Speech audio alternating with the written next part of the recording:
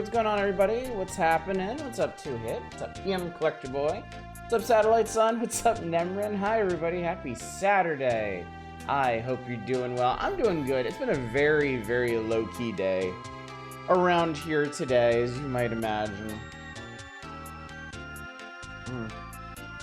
With our vacation coming up in about 2 weeks, I've kind of resolved to take the weekends a little easier. Both to rest up and also to avoid any potentially debilitating illnesses before our trip comes about. So yeah, I've spent most of the day playing video games and watching Star Trek, and it's been very satisfying on both those counts.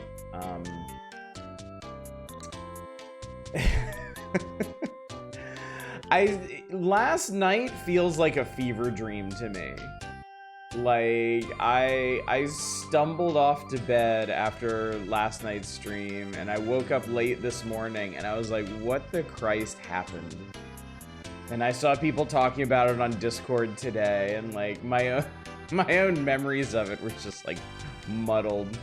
Do you dream you went into a casino? I had no dreams last night. I had a deep, dreamless sleep, whereupon all the trials and travails of the day simply drained out of me into the evening ether.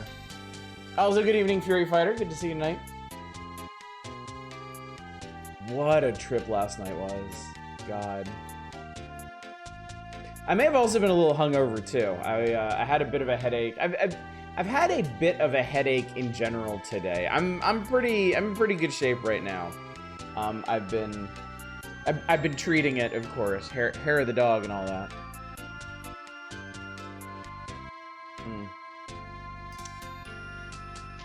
But yeah, let's see. What have I done today? So I'm still playing some SteamWorld Build. I've beaten 2 of the 5 scenarios, or I should say maps. They're not really different scenarios. The maps are very different though. The maps are wildly different. Watch the Mario movie and Resident Evil Death Island. Mario's great. It sure fits in with the dumb but fun Resident Evil movies. Look like it, yeah. Jamaican Bee's Knees. I did not, no. I have not gotten around to that yet. No, it's because I think it's because I've been making lemon drops for my wife, and she really likes them, and they are really boozy. So I had already had quite a bit to drink when I came to last night's stream, and then of course, I mean, if you're doing a gambling stream, you gotta be drinking the whole way through that, right? I mean, it's only thematically consistent. So yeah, but no, it's good, it's fine. Didn't hold me back from building some adorable little robot towns. And then I reinstall City Skylines. I really want to. Okay, this is kind of funny. Speaking of SimCity, which you just requested, in fact, I actually after I was done playing SteamWorld Build today, I loaded up SimCity 2000, and I was like, I'm gonna relive some nostalgia. I'm gonna enjoy this, and I started building a little city alongside this peaceful river. And I built out my zones, and I gave them a school and a hospital and all this stuff. And then there was an earthquake, and half the town burned down. And I didn't have the money to rebuild it, so I was like, well, maybe I'll just play City Skylines and finally get into that. Really gonna get a nice long build in if nobody else objects. Well, you're gonna have to fight the cultists for that one, I think, because we are separated. We are separated by a single page from you know who. And we also already have a game on the docket. I held over Jeopardy from last time, so we're gonna start with that, and then we'll do some SimCity. Shimmy. Apparently, City Skylines 2 processed way too many polygons. I heard about that. Like, I heard that, like, it's processing, like, the polygons of, like, your citizens' teeth as they walk around or something. Like, it just sounds absolutely insane. But yeah. Yeah, for some reason, as much as I love city builders, I've tried playing City Skylines multiple times and just never stuck with it. Like, seriously, like, I've started, like, 5 or 6 cities and gotten them up to, like, 2,000 or 3,000 people. Basically what we did the night that we streamed it. And then just left it and never went back to it. So I'm gonna try and stick with this one. I've already expanded my single tile into a larger area. I've got plans, I've got designs. I think the thing about it is every city builder has like a pace, a cadence to expansion. And the services you need to provide and stuff. And I haven't quite clicked with that with City Skylines. It's a weird one because you unlock stuff as your city gets bigger instead of just, you know, being told you need things. It's such a tiny difference, but it's a material one.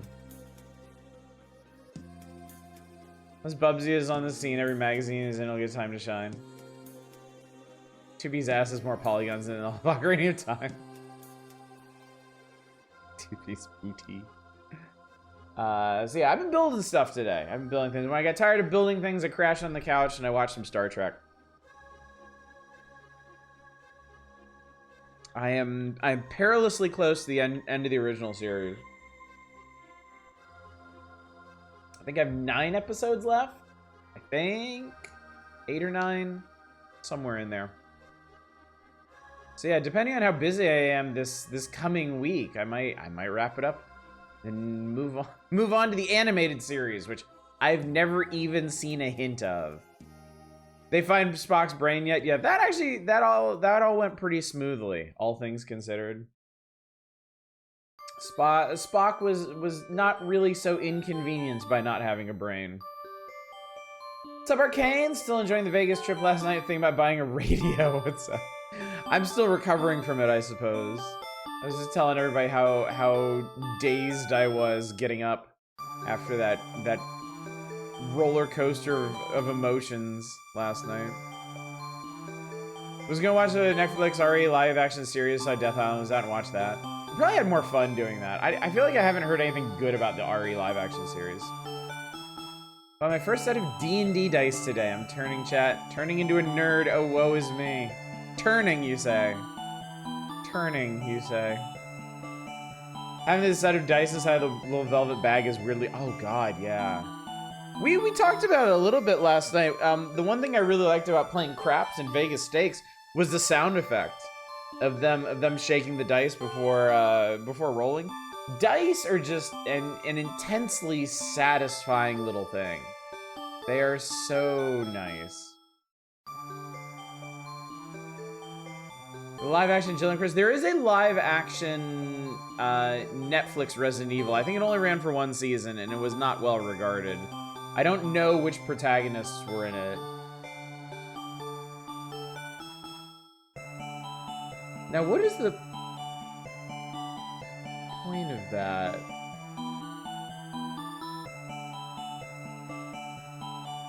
I guess you can raise the analog sticks up to be more like arcade joysticks, maybe? I don't know. That's point of that is Thrustmaster. I mean, Manic, I had a Thrustmaster when I was a kid. Like Thrustmaster is one of those things that's been around. It's been around in gaming for so long. It's just kind of like, oh yeah, it's them again.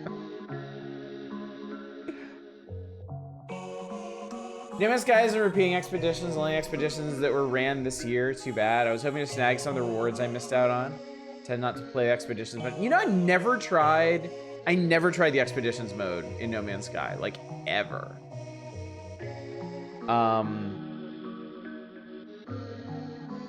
I really just I worked on my fleet and I worked on my settlement, and that was it. I built myself a really cool house. Like that was a particularly Minecrafty experience. But yeah, outside of that, I just like the little incremental progress and like helping helping a little frontier city grow and watching my fleet expand with more and more capital ships. That was all pretty good. Is it time? Not quite, Chaos. We need but turn a single page to be exposed to he who must not be named, except in the stream title. But there's 2 games on the docket before that. One is Jeopardy, which you can never really know how entertained we'll be with Jeopardy. I'm hoping not very tonight. And the other is SimCity, and you might have to stop me from playing SimCity once we get into that. Me and my best friend played one of the expeditions. By the end of it, we agreed expeditions do not work for this game. Had an incredible... What was your incredibly bad experience? I'm overly directed, not properly tutorialized, just shallow, kiddie pool deep. It seemed to me like, because expeditions are like, they're kind of like scripted out missions, right? You go to like a specific place and it's all set up for... Not SimCity covers a lot of ground, Emmerich. It's not really...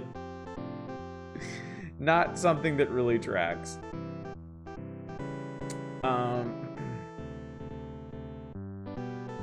So yeah, I don't know. It never really appealed to me because that wasn't really why I played No Man's Sky.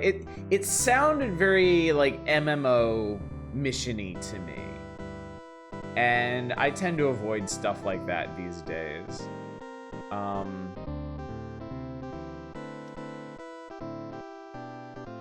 That's one of the things, like, in big open world or, like, just games with a lot of variable modes and stuff. If there's stuff that resembles, like MMO missions and, like, scripting and stuff, like instance dungeons and things, I tend to gravitate away from that.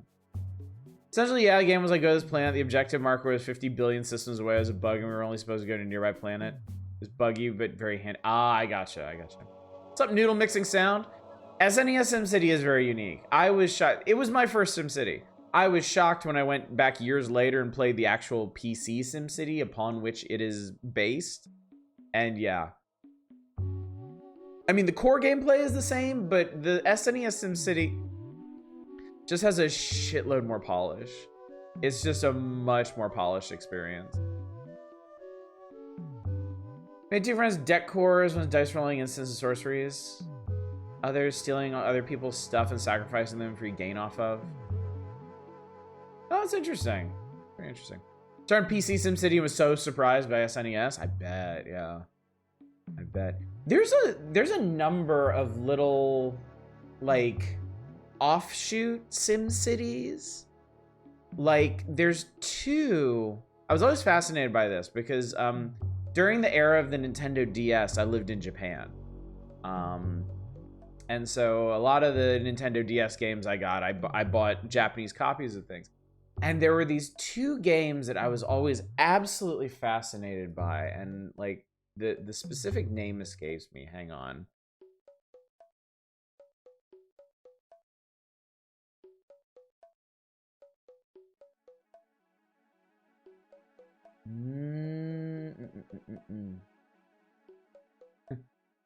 That's pretty funny.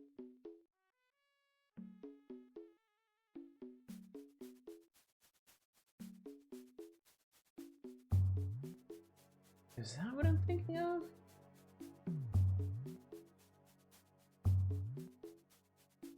Maybe. There's 2 SimCity games on DS. Yeah, I think it is. They were made by Aki Corporation.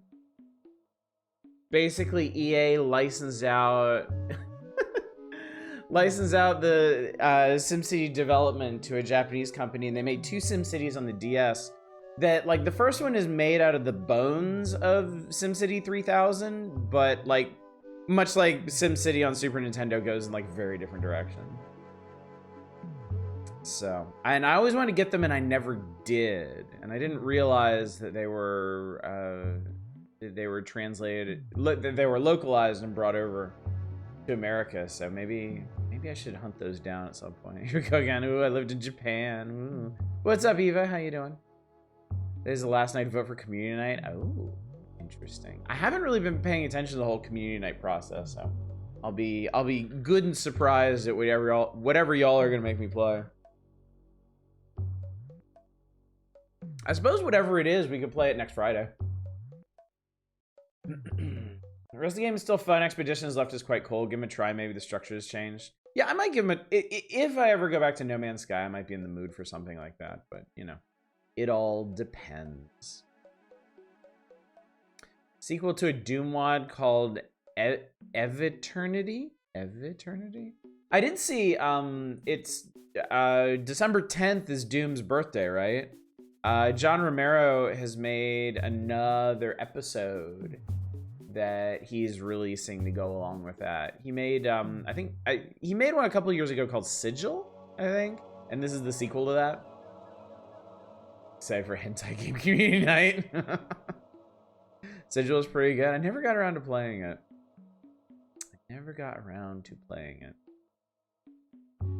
But chat, has Oddish climbed Mount Fuji? I have not. My wife and I have talked about it, but we still haven't gotten around to it. At this point, it would probably behoove us to wait till our kids get a little bit older, a little bit firmer of constitution. Particularly my younger daughter. My older daughter could handle it, but my younger daughter, I feel like she would get tired and want us to carry her up Mount Fuji. What's up, Ms. Roy? How you doing tonight? Good to see you. This is, yes, we're in the back half of edutainment right now. We're lingering. We are lingering here. We have 2 requests in right now. Jeopardy and SimCity. The former, I don't know how long we'll play. The latter, y'all might have to stop me. Because I've been on a huge building game kick lately. I was playing a lot of City Skylines and SteamWorld Build today.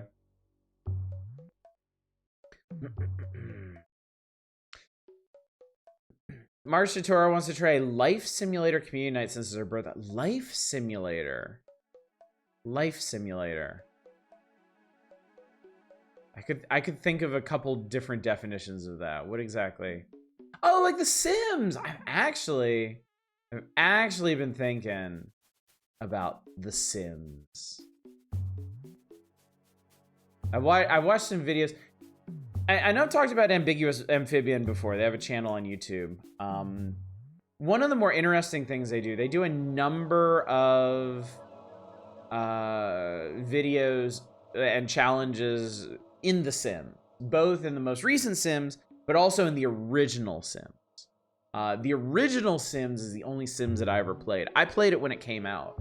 And I played it until I realized I was playing a weird facsimile of my actual life, chores and jobs and all, and I was like, wait, no, God, get away from me. So it'd be really interesting to go back and revisit the original Sims at this point. What's up, our Dominic? Good to see you tonight. We're lingering. I mean, it's paying off. The longer I linger here, the more games people request. We get to play Carmen Sandiego again now. If I linger long enough, perhaps he will not be unleashed upon the masses. Who remembers Sim Tower? Oh God, don't get me started on Sim Tower. Too late, you already did. Chat, do I need to give the Sim Tower spiel again? Or do you remember it? Somebody fill in the gaps. Somebody do it for me.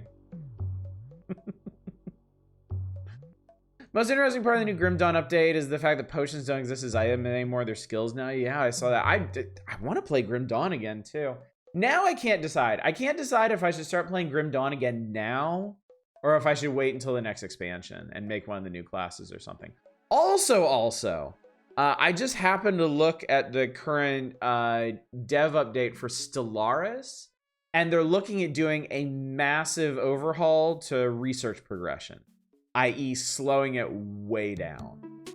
So now I'm thinking, like, should I go back and play Stellaris before they horribly hamstring research and spend a couple months trying to iron all that out?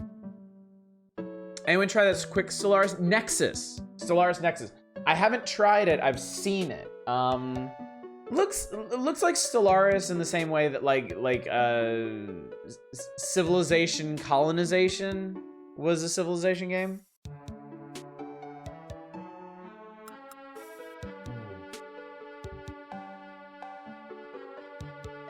SimTower is fun. I must have missed the rant. See, it's not a rant. It's not a rant.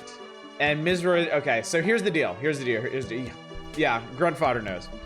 All right, SimTower is certainly an interesting game. It's a singular game. I played it when I was younger. I enjoyed it, but I had the worst time coming to grips with it. I discovered years later that there is a sequel to SimTower, a direct sequel to SimTower called Ute Tower. And the story of Ute Tower is that a Japanese guy by the name of Ute was so taken with the original SimTower that he petitioned Maxis to let him make a follow-up to it, and they're like, no, okay. So Ute, Y-O-O-T, Ute Tower. So he took the original SimTower as a basis and expanded on it and massively improved it. To the point where I would say there's really no point in playing the original SimTower if you have access to Ute Tower. It is an improvement in every way. It even has, it has multiple maps. The construction is more complicated.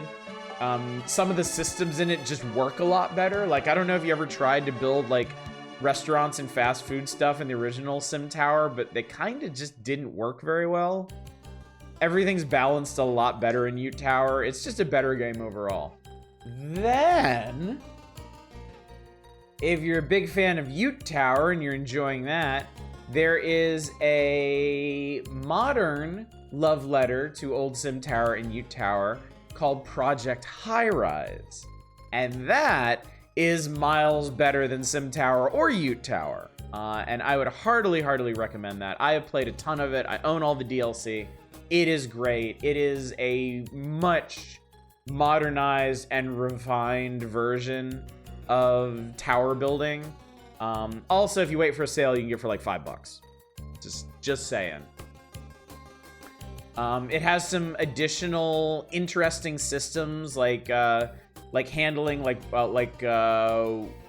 wires and Eva, I'm just gonna eat those coins and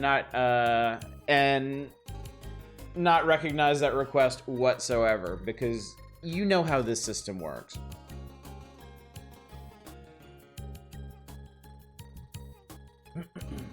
You tarred a bunch of free content for the Japanese version that sadly never made it here. Oh, really? You wanna know what Saito also made as a mastermind? Yeah, no, you mentioned this the last time I did this spiel. But yeah, I would say if you're interested, I guess you think about it's worth 1,000. If you're interested in tower building, I would say jump straight to Project High Rise. SimTower and to a lesser degree Ute Tower have their failings, they have their drawbacks. They're both kind of hard games to get the pace in, especially SimTower. SimTower is a very difficult game to really understand what you're doing, outside of just building endless offices and more elevators and filling up the map. Ute Tower actually lets you make interesting skyscrapers. And Project High Rise is just a better game all over. Is my Python the Holy Grail? Get on with it bit here. Now more stuff for the Steam list, so thanks for that. I mean, I used to be, I used to do reviews. I used to play all kinds of new games and go back and dig up old games. I used to be a lot worse about filling up people's wish lists, but all those days are all behind me now. You got to make the roof in SimTower once? Holy shit, dude. That is a huge undertaking. I think the furthest I ever got in SimTower was a 3-star tower. And I know you get the roof at 5 stars, so. He also did tower games for GB and DS. He also wrote a book called The Price of Waiting 3 Minutes for a Hamburger. That's interesting. Huh.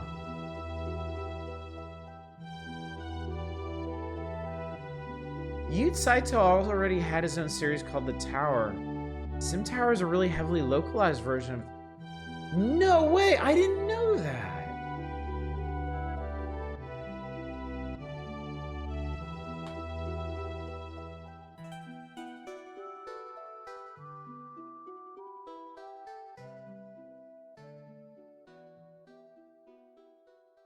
Oh, that's so interesting.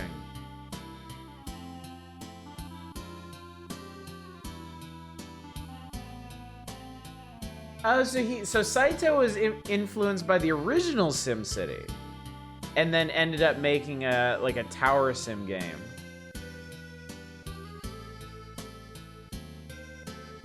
Oh, that's so cool.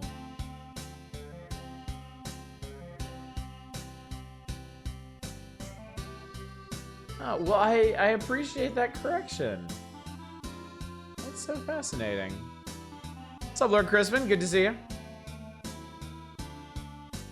Mega Need, probably the most interesting part of the Grim Dawn update for you is all the difficulties now scale player level 100. Yes, I saw that. I saw that that's a thing now, which is... I'd have to see how it makes the game feel. I really should get back into it. I really should. Spent several hours tonight watching a stream of Liquid Television, the old MTV show from the 90s.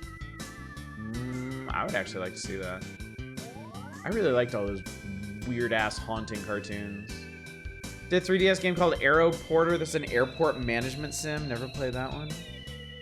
I feel like there is as many sim games I have played. I feel like there's like this vast universe of sims out there that I've just never touched and like not even cognizant of. Like I know most of the ones that were made. They were made here in America, and I know a lot of the European ones, but I feel like there's a ton of Asian ones that I just don't know anything about. Really like the Kairosoft Tower games. It's too much chat. Too many games. Too many games to keep up with. Also, computer history scholar. How about that? Anyway, I suppose, chat, if you're in the mood, we could play some video games. I am on the hook for some trivia and some city building and some other trivia. Yeah, Yu Saito sounds like a really accomplished dude. That's interesting. I could read this stuff to you, but you've seen this page multiple times at this point. I'm sure if there was any interesting stuff off of here, somebody would have already read it. So let's play Jeopardy. Let's put ourselves in Jeopardy. Woo! You ever tried out whatever that big farming simulator was a few years back, or the several truck driving games? I haven't. No. I haven't. No. I should, but I haven't. I wanted to get into the truck driving sims, and just never did. They seem like kind of things that I'd really enjoy. Jeopardy story mode, that would be funny. Good old game tech. Nothing like a game tech game. Never talked about Red Robin, their bacon fondue burger, big ass cheeseburger, the pot of bacon fondue to dip. Jeopardy.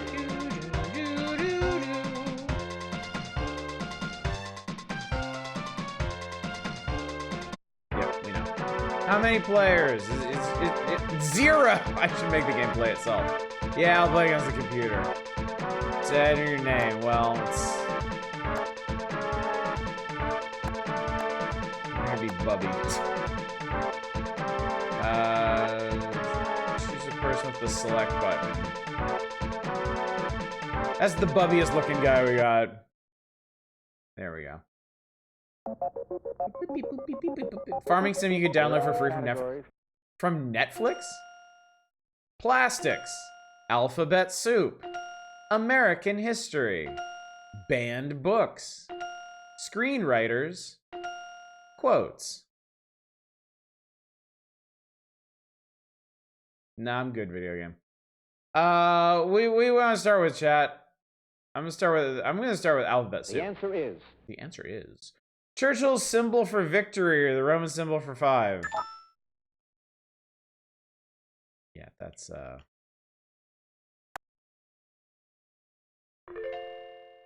You're right. Banned books for 500 was Band of Brothers. The answer is. The answer is a letter which stops your camera lens and your progress in school. I could have gotten off that first one, chat. I know all about the f-stop. The answer is. The unit of computer capacity equal to 1,024 bytes is Rob, you piece of shit. I was still reading it. Fucking Rob. Hey, Rob. By association, all of New York City. Oh, he's in screenwriters. Woo do. Houston Ray Bradbury brought this Melville classic to the screen. Chat, what is it?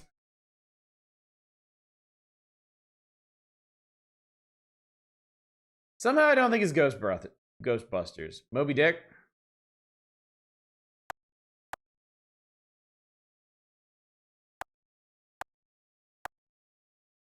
It'd be anything other than Moby Dick. Fuck would I know? It's not like I'm an English major or anything. Deep Throat. Screenwriters is going to be a painful one. I'm going back to Alphabet Soup. The answer is. There's only one Melville book. What a small C enclosed in a circle means. It's copyright.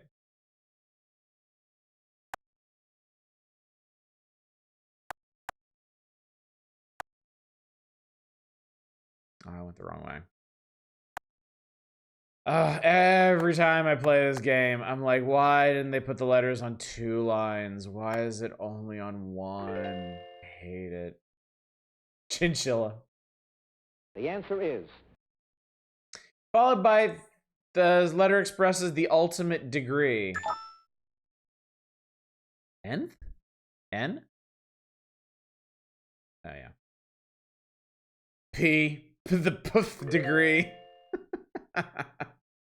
Oh, the tool assisted speedrun of Jeopardy where the answers are long sentences. The answer is. We were screwing around with that one night. It was really funny. If you'd gone up and seen her sometime, she might... Rob, I was still reading that. You fuck.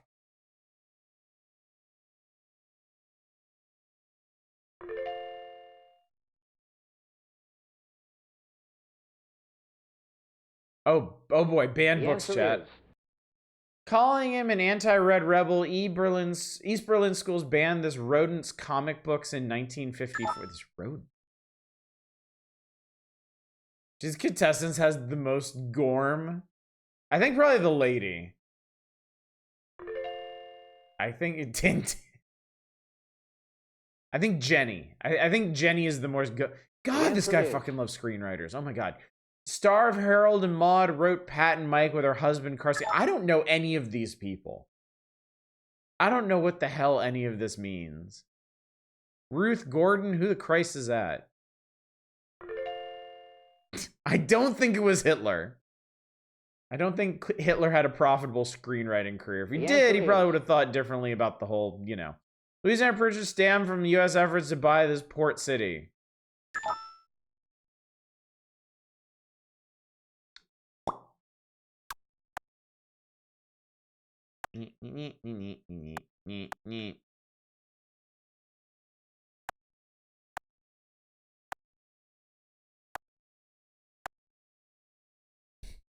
Takes forever to put this stuff in. Nola. I also say permanently trying to eat soup. Plastics. The answer is. In July 1988, Soviet Olympic Committee head Yuri Titov was issued the first solved card of one of these. A Visa. Okay. Buzz first, then read? No. I could, but no. After you're done with Jeopardy, bump the table and Alex is on the screen. We need nightmare fuel. Okay. 1868, John W. Hyatt created the first celluloid to replace the ivory balls used in this sport.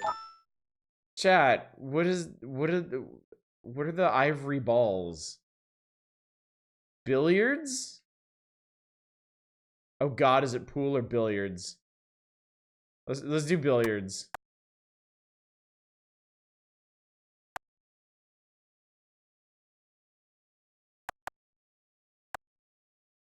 Actually, I could put both in, I think.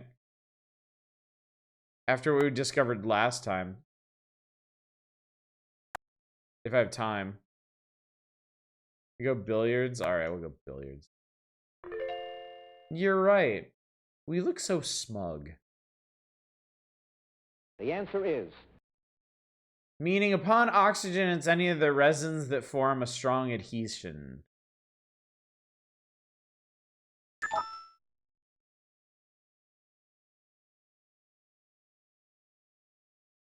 You don't fucking know. Boop, boop. Jenny thinks she's got it. They call it jets now. What is an epoxy? Yeah. My little epoxy.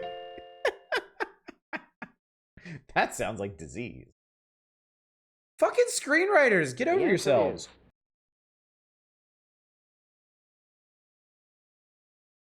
Do any of you know this one? What is and bumping the table? Mitch McConnell. Leon Uris? Leon Urine? Leonidas? The answer is. Oh, we're on to quotes now. D.H. Lawrence said no absolute is going to make the lion lie down with the... Rob, you are such a piece of shit.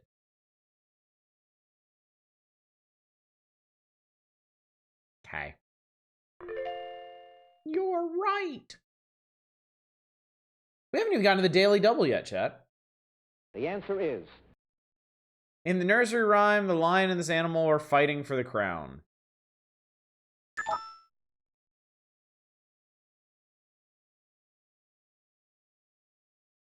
Unicorn? I don't even remember what nursery rhyme I'm talking about. And now we're over to American history. Elected governor of New York in only 37, he later became the Secretary of State who bought Alaska. Who was that? Chat, who bought Alaska? Seward?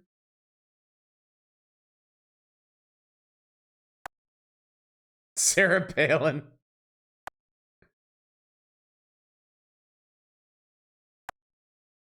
It was me.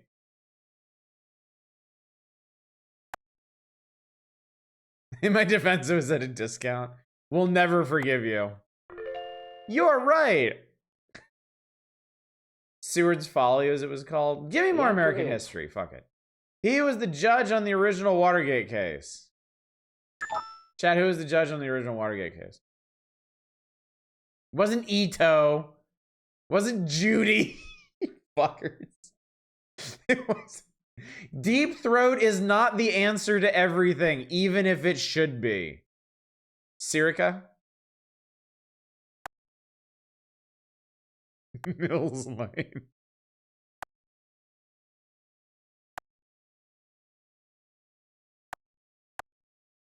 You're right. That's not what your mom said last weekend. Oh, damn. Should have been Dread. Pennsylvania City was the center of U.S. steel making at the time of the famous 1889 flood. Pennsylvania City. Johnstown? Pittsburgh? Johnstown? Johnstown, okay.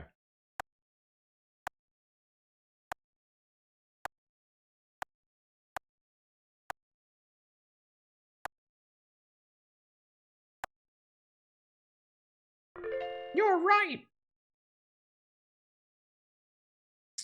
The answer is. Maximum history. Shouting, remember the Alamo. Sam Houston's men defeated Santa Anna at this battle.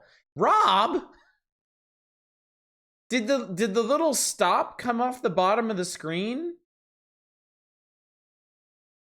Also, he types really fast.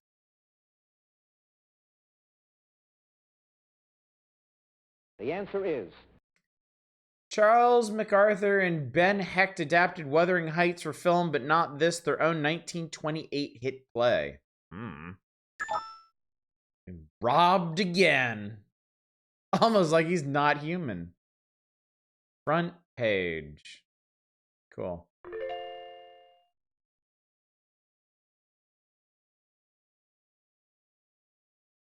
The answer is 1988, this Danish city made out of little plastic bricks celebrated its 20th anniversary.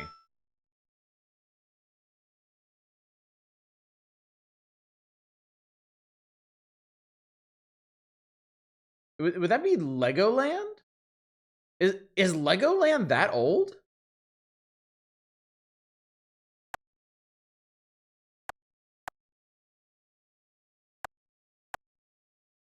Legolas. Rob's gonna let you finish, bud.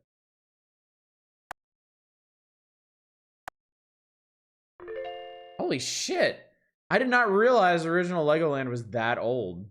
the answer is Plastic Fiber, that was the title of a 1981 film starring the late God damn it, Jenny.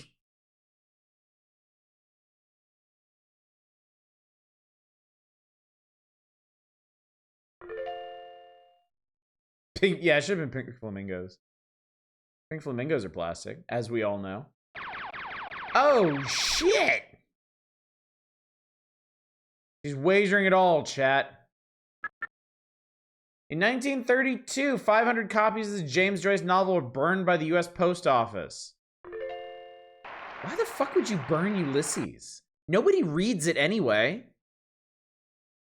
the answer is He won the Nobel Prize for Dr. Zhivago, but was forced to refuse it. Who did Dr. Zhivago?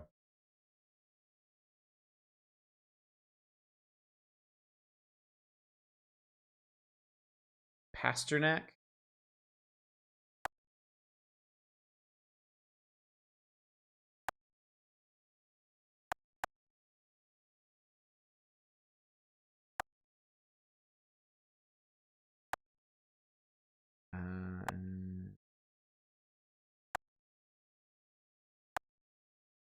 That's right. Ulysses has sex? How would anybody know? Nobody reads that piece of shit. Ulysses fucks his boat. the answer is Published in 1900, his sister Carrie was still banned in Vermont in 1985. Jenny can have that one. Think the fuel content of a book that large? Theodore Dreiser.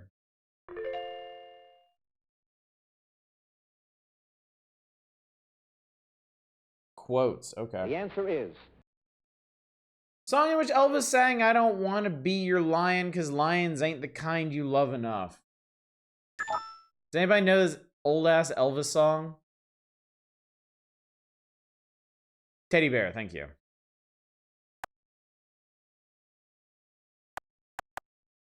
I gotta say, Jeopardy's a lot more fun when you can crowdsource it. What does that even mean? Wet-ass teddy bear. the answer As is polished off banned books. Erskine Caldwell novel banned in St. Paul in 1946. That is extremely specific. I mean, obviously there must be some like historical note about it. Banned in St. Paul. Tobacco Road. Okay. Cool. All right. All right. On the last question, I'm gonna bump the desk when Trebekah's on the screen, and we're gonna see what kind of horrors emerge. Okay. You ready, chat? Oh, she doesn't fucking know what this one is. Yay! Beep boop. Government has always been freaking about natural things for ages. Now they really have, yeah. All right. Ready. Ready. In his den. Okay. Here we go. Here we go. Here we go. the answer is Well, that wasn't as nearly as exciting as I thought it would be. Boo! Robbed. We did get kissy face Trebek out of it. There is that at least. Honest killed Alex Trebek.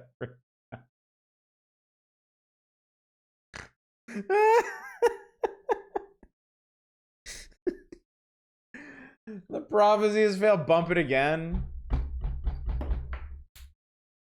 All I managed to do was knock Kirby off of my monitor. Thanks for nothing, chat. God damn it. Vinesauce does game corruption, so I was just bumping the table. The answer is not bump the table. Alright, anyway, hang on. We're just gonna roll straight onto SimCity then. And yes, I know this is misshapen. I think bumping the system also made my monitor forget what's happening. It's fine, it doesn't matter. Keep bumping it, maybe I'll break something costly.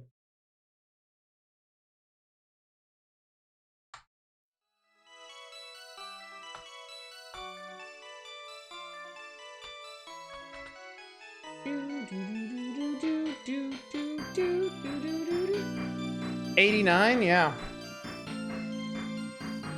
Well, I think the original SimCity was '89, and then Nintendo licensed it in '91. It was like it was basically launch era SNES. It was one of the first games that I had for it. Do I even have a save city? Bumps to Weedland. Well, obviously we need to start a new city. Give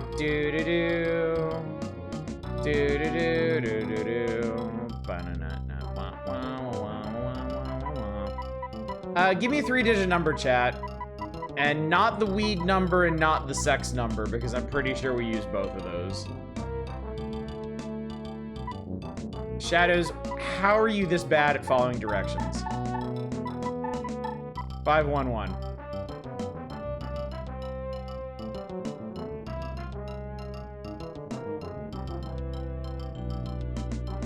Takes it a while. You gotta spin the old flywheel up. I want an island. I've decided I want an island. Let's try 283. Oh, it's 3. Look at the screen! How many digits do you think it's gonna be? Here we go. All right, we're taking an island.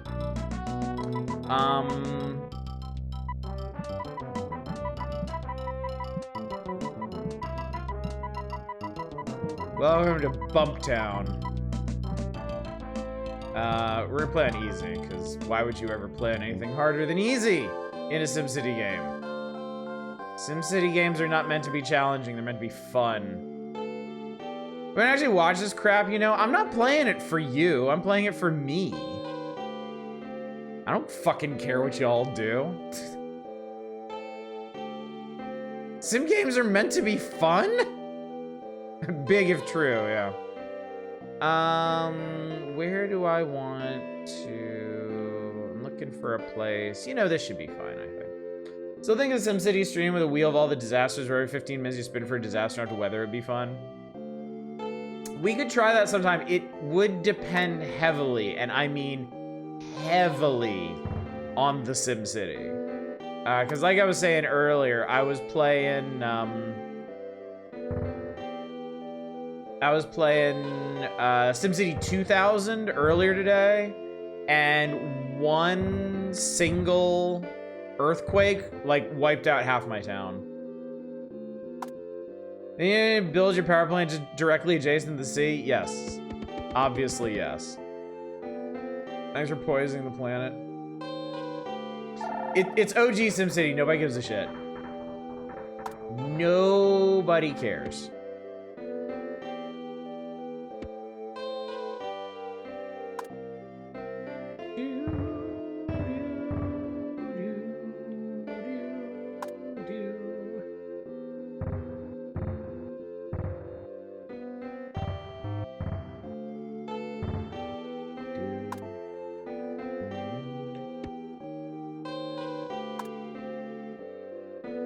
If you've never seen original SimCity, there's kind of a trick to it where you never have to build roads. You can just build rails for everything. And thus you never have to worry about traffic, ever. Cost money to clear trees? I don't believe so. So let's see, rail costs 20, right? I've got, oh no, it does. It costs $1 to clear a tree. It doesn't. It do in fact. It do indeed.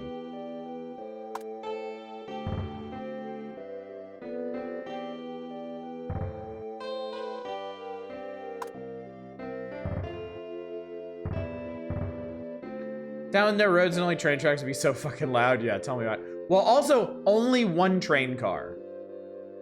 Just one train car. That's it.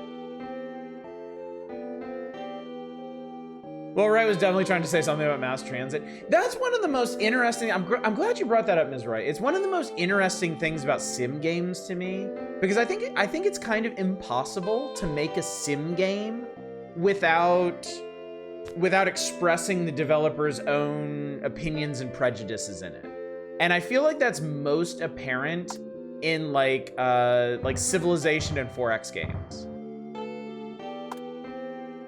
Because when you look at the civics in those games, like, it's always really fascinating stuff. Like how in SimCity 4, like, I think there's a mechanical reason you have to move on from it. But once you get communism unlocked, communism is basically perfect. Communism is basically the ideal civic until I think you get free elections and like you're forced into free elections. I've always found that really funny. Or like Alpha Centauri. Alpha Centauri in particular, there's 3 different kinds of economies, and green is like, well, I think green and planned both have like really good, like there's really compelling reasons to go with both of them. And free market is suicide. Free market will literally self-destruct your civilization. I'm gonna build my house, chat. Don't build it anywhere really. No, I'm gonna build it amongst the people. Yeah, just like free markets. Absolutely just like free markets. Yeah, the free market economy in Alpha Centauri is entirely unsustainable. I think planned is kind of the standard. Like planned is really solid, and then I think when you get to green, I think green is also really good.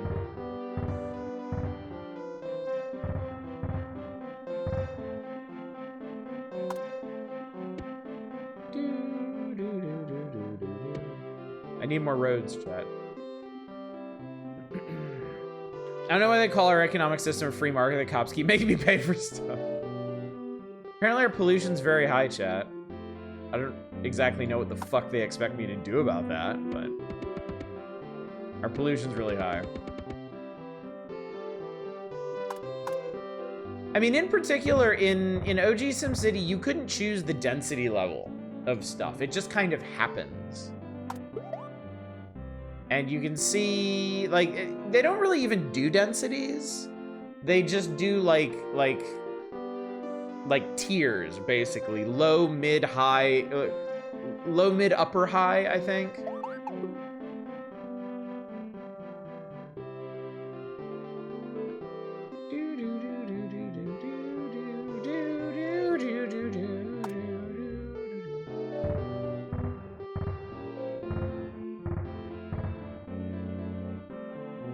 I always like the sound effect of putting stuff down in this game. It's so thunderous. There's so much pollution, it wraps around to being clean again, because that's what we do IRL, and it's great. Wait, what? The hell are you talking about? We do what?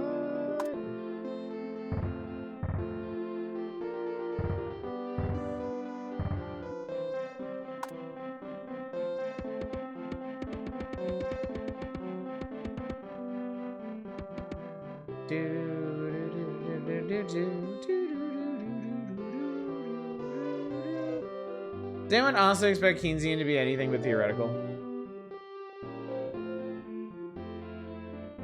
But I don't want more roads.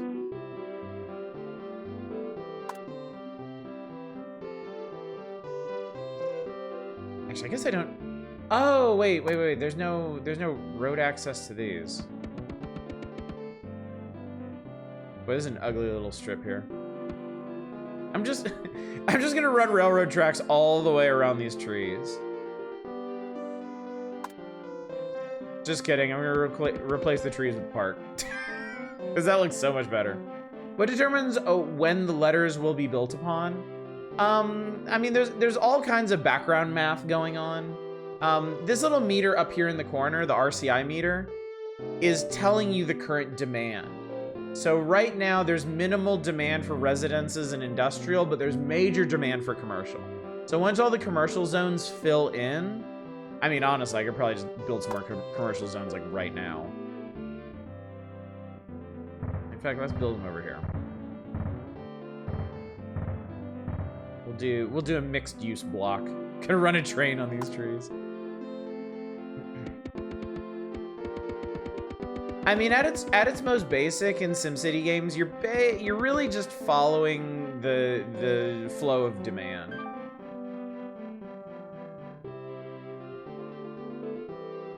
Whatever is most in demand.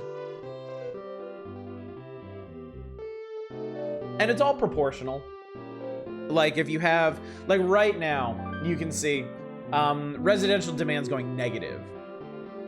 Because I guess we have more people in the city, which is officially a city now, thank you. We have more people in the city than there are jobs for them.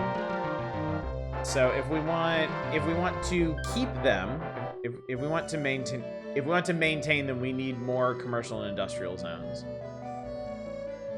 So we'll see how quickly this fills in. So then some of the newer SimCities have zombie disaster. None of the official SimCity games had a zombie disaster, unless the much benighted last one did. But SimCities 1 through 4 have no zombies. Why is Advisor Guy 60s TV Joker? That's Dr. Wright, you ingrate. All right, so people demand police and fire. Aren't there morale issues if you place a residential area near the industrial area? Yes, there is. Let me show you on the map.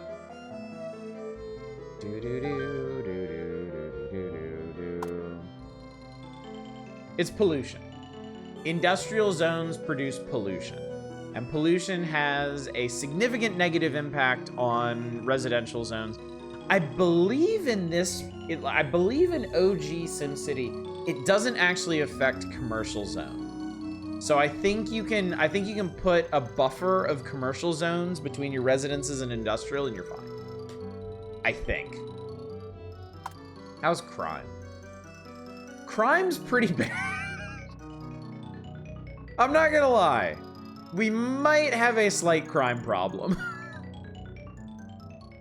This is out in a time when I still thought the police were the good guys. Yeah, tell me about it. And yeah, land value is hot around my house.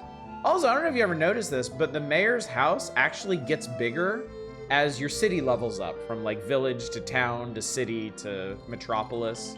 It actually gets bigger, which is pretty cool. Crime rate makes Detroit blush. Let's put one up here. We'll stick them up there, and then we'll do a fire department too, because we probably don't want things burning down. Probably the least realistic thing in this game.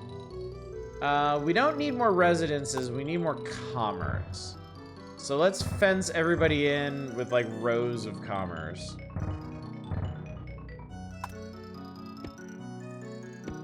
It'll be great. Another thing I don't really miss about the original SimCity is you have to make sure every power connection is made. They were still doing this in SimCity 2000, but by 3000, power generation had an area of effect. And I think by 3000 and then on to 4, you didn't have to do anything other than put high tension lines between like vastly separated areas. And most city building games have adapted to that, but these old ones, like you actually had to worry about the wiring.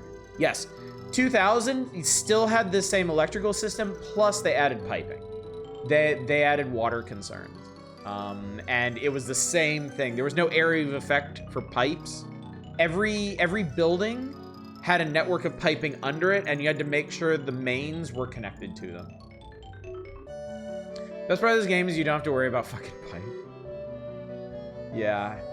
Yeah, I won't lie, it is a bit of a pain going back to SimCity 2000 and having to finagle all that stuff. I am really curious why this one singular commercial zone will not develop. I'm actually gonna try a little experiment, chat. I'm gonna demolish it. Actually, maybe it just got unlucky and it just didn't develop before hitting negative demand.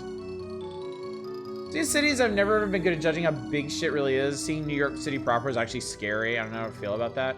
I think that's I think that's a natural response. Like, it can definitely be argued that like New York City is unnaturally big, especially for folks who aren't acclimated to cities like that. I mean, I live in Los Angeles. Los Angeles is not New York. Los Angeles is sprawl. We have one tiny like stand of skyscrapers downtown, but other than that, it's just this big, it's just miles upon miles upon miles of sprawl. It's the empty lot from Yakuza. At some point, I really should play SimCity 4 since I bought that on Steam. I actually tried to load up SimCity 4 today and it crashed. So, make of that what you will. You know, we're just gonna industrialize this section. Let's just make it all industrial. Wire everything up. You got one Chinese theater, but everybody raves about it. Yeah, SimCity 4 PC. Maybe these didn't develop because they're on the fringes of the city. Now this right here is the highest level of residential. Resident demand is stadium, Jesus Christ. I mean, okay, I guess. Sure, why not? We'll stick it over here. Yay, we got a football stadium. Fun fact. There's two kinds of, hey, we got a bank because we're poor now.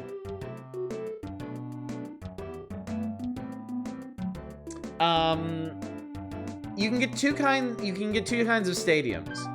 You can get the open air football stadium, and you can get a covered dome stadium. And it's determined by what season you build it in. I guess since I built this, I think if you build it in the summer or fall, you get the football stadium. And I think if you build in winter or spring, you get the dome. Commercial buildings love the bank. They are big bank fans, so we're gonna build it over here. Yay! And now we are thoroughly out of money, chat. Welcome to SimCity Savings and Loan. We're happy to offer $10,000 low-interest loans to those who wish to improve our community. Your payment will be $500 a year for the next 21 years.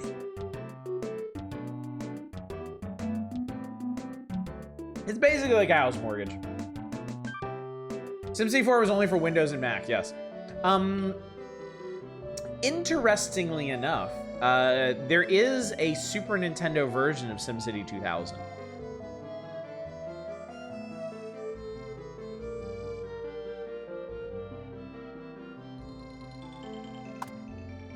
I have never played it. And a GBA port. And then I think instead of an SNES port of I think instead of porting SimCity 3000, I think they ended up making that DS game that I told you about. There's an OG Xbox version of Roller Coaster Tycoon 1 that's apparently really good. I have heard of that as well. Oh, cool, chat. We can't afford anything else. I forgot that we're entirely out of money.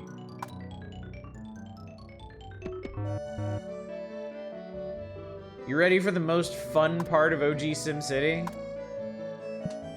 It's waiting around and doing fucking nothing to get all your money back.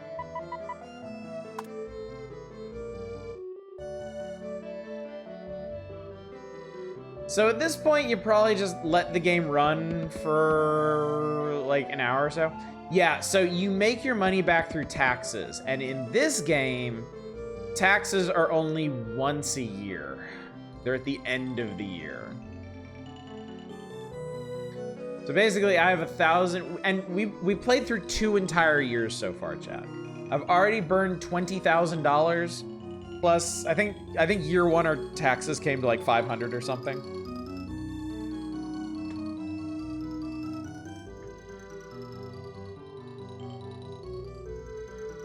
Have you ever seen SimCity 64? I didn't know there was a SimCity 64. Whoa, what the fuck? I had no idea. Uh-oh.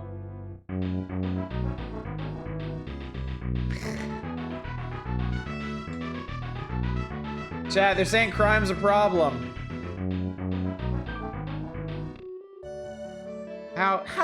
Really, how bad could it be? Say about the government only getting taxes once a year is the most unrealistic part of this game. I mean, come on. It can't, okay, it can actually be pretty bad. That's absurd, holy shit.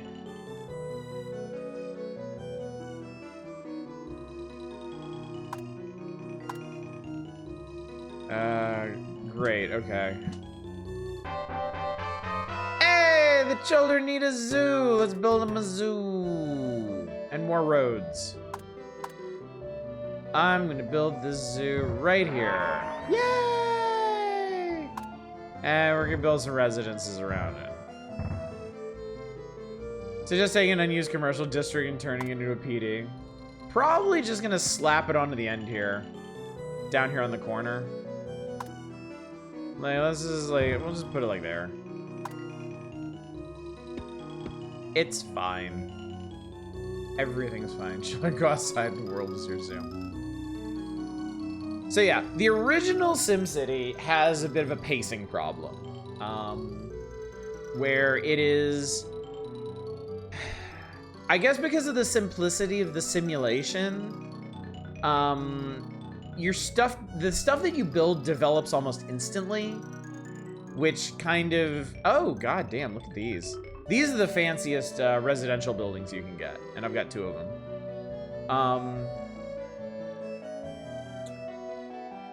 Yeah, so everything you build develops basically instantly because it's a very simple mathematical algorithm running this whole game, which to the player means, oh, I should go ahead and just build the next thing that I want to build. But you don't bring in money that quickly. So you're inevitably going to run out of money in this game, and you're going to enter this cycle of spending all your money in January or February and then waiting the entire year to get another $2,000 that you're going to spend in January or February, and then waiting the entire year again and again and again. And it took SimCity a while to get out of that rut. 2000 worked the same way. I want to say 3000 did as well. 3000 is also hard. 3000 has a very delicate balance to it that I never got very good at. And then SimCity 4 finally kind of nailed it. It's a lot easier to just kind of build how you want in that, because I think it does expenses monthly instead.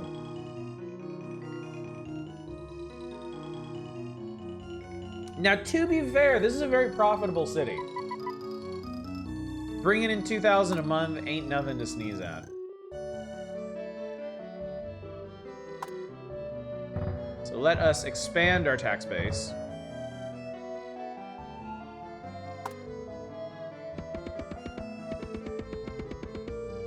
Also, the other thing is railroad is really expensive. Like, that's the drawback to this strategy. Like, industry requires a seaport. Jesus Christ. Seaports are 5,000 smackers.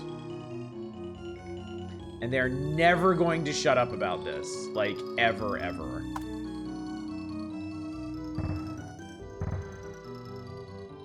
Hang on, let me just build some more shit.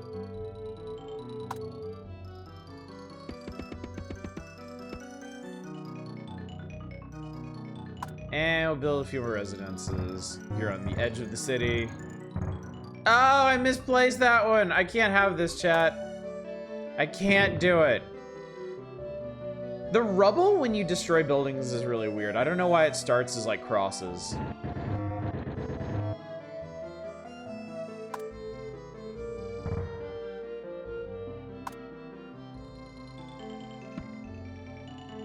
Industry like remind their mayor that we're an island nation require a fucking seaport. It's true, taking out a loan will make them shut up. Okay, chat, let's do it. Hello, this is the bank.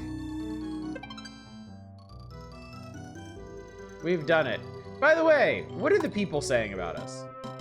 Is the mayor doing a good job? 50-50. What are the worst problems? Crime, pollution, housing costs, and taxes. Our overall city score is 552. I think on a scale of 1,000. Also, we built a city of nearly 50,000 people in like 3 years. You gotta admit, chat, that's pretty impressive. Anyway, there's a goddamn seaport. Why don't you choke on it?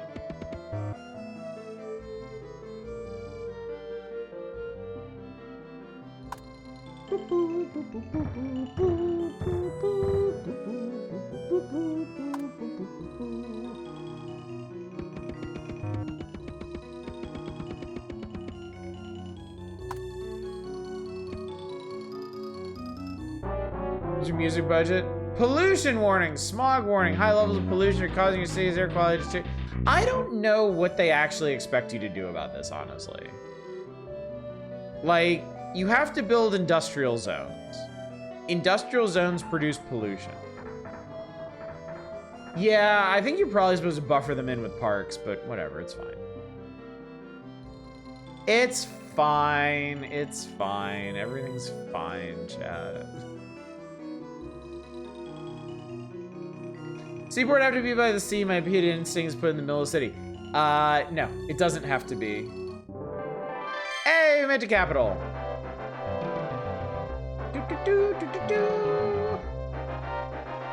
No, in this game, oh, I remember this music. Oh God, this music is so nostalgic. Yeah, I know, pollution sucks. SimCity, the power is powered by chill. We got a scale model of the city. This is so dumb. What's up, Jerp? Good to see you tonight. So we've got a special view of the city. Check it out. Check it out, chat. This is gonna be amazing. Woo! It's the city, but in 3D. I mean, they made a little effort here. Like, you can see at the top, the smokestacks actually extend up past the edge. They tried to make it look 3D, and I appreciate that. They made an effort, but still. My God, there are tiny people in this town. Power. I know. What is the scale model of a working train? Don't question it. So yeah, the way you fix pollution is I think you break up industrial zones with parks. I think parks literally work as like pollution scrubbers in this. I guess crime's bad again. Well, let's do something about crime again. Do. We'll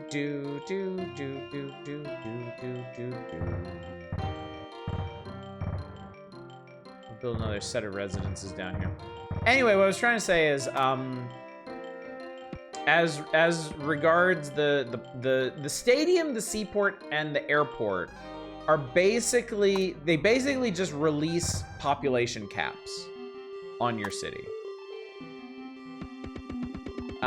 Which, funny enough, I don't think the SimCity series ever got away from. That's, in terms of pure mechanics, that's always been how, like, city service stuff works.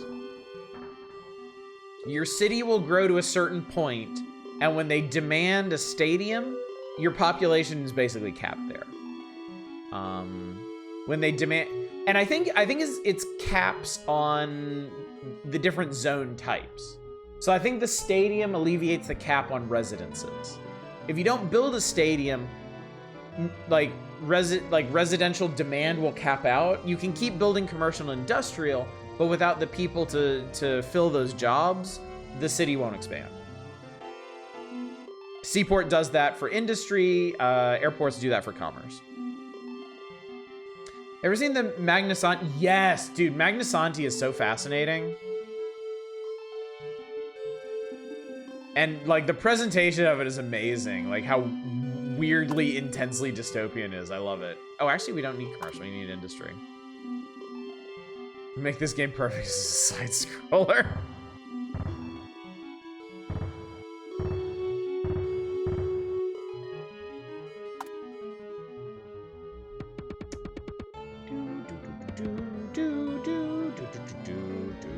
Had yarn-based aliens, a smug anthropomorphic bobcat. It'll never take off. I have, in fact, been scrolling left and right. All right, I'm very curious. I'm very curious what this loan is going to do to our cash flow. Oh, damn, look at our fancy-ass house now. It's like a fucking Frank Lloyd Wright house.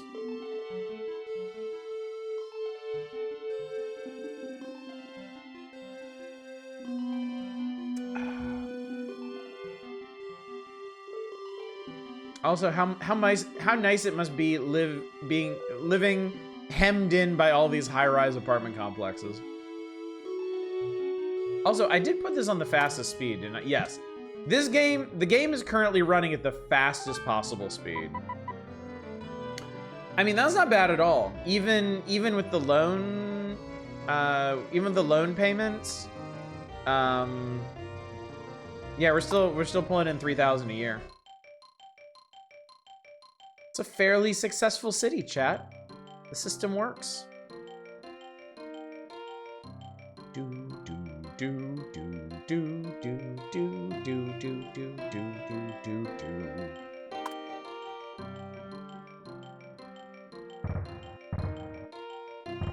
Unfortunately, we're gonna need another loan pretty soon.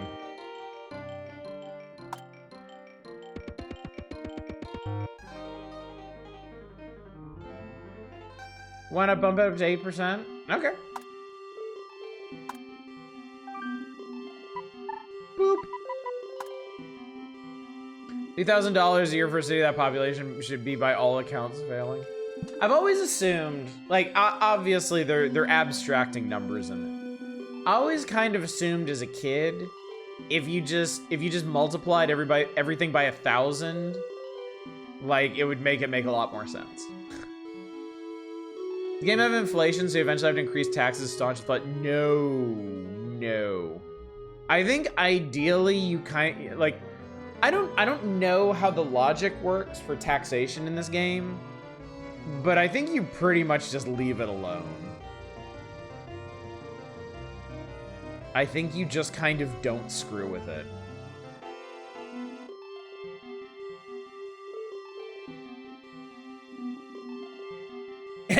Yes, everything is in kilo dollars.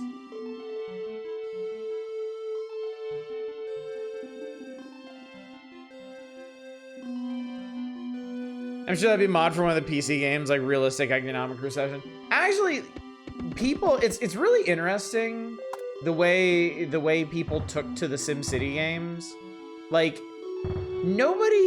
people mod the SimCity games to look more realistic. Like, if you go check out mods for SimCity 4, like, there's some really incredible looking stuff. Oh, great. Commerce requires an airport, chat. God damn. Can I have another loan? Can I just keep taking loans? No. You get one loan in this.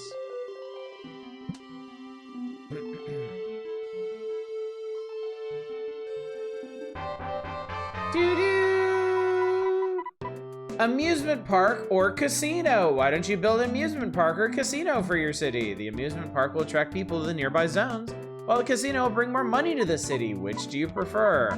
Well, he said money, so.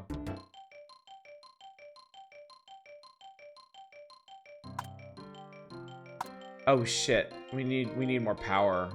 We're having brownouts. The casino, honestly, is one of the, I think one of the neatest looking, yeah, I like that. I like the way the casino looks in this. All right, so, we need lots of money, actually. Commerce requires an airport. We require more Vespine gas.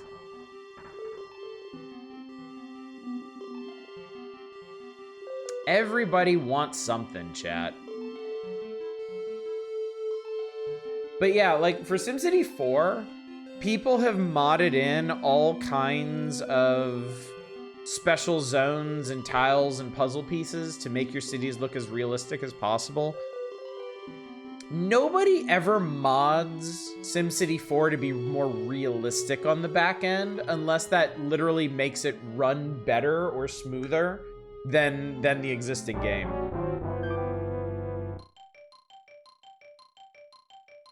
Oh, United Airlines, can we just use some of your money to build an airport?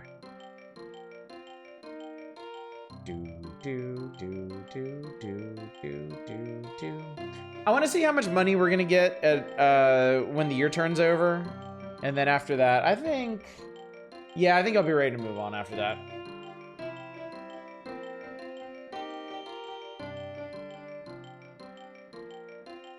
I love this game, but yeah, the pace of it is definitely a killer.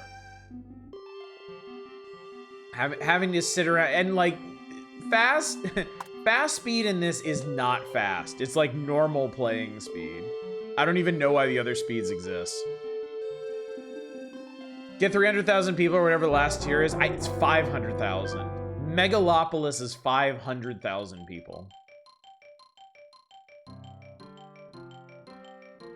Well, I built you a bunch of industry and you're not using it. Upgrade this shit, yo. We're doing quite well for the beginning of the 20th century. Tell me about it, dude. Yeah, this is an impressive little burg for 1904. If you're playing on emulator, you gotta uncap the frame rate for a quick fast forward. That's also true.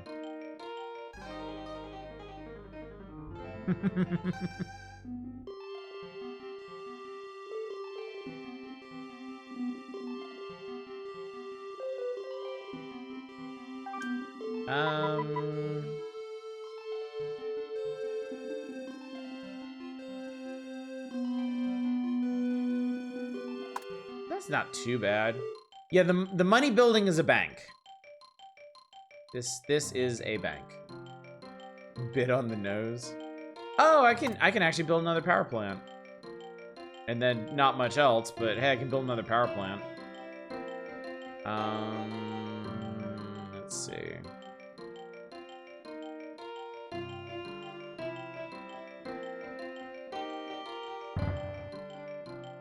Oh, that's right. The coal power plants look like intensely funky in this game.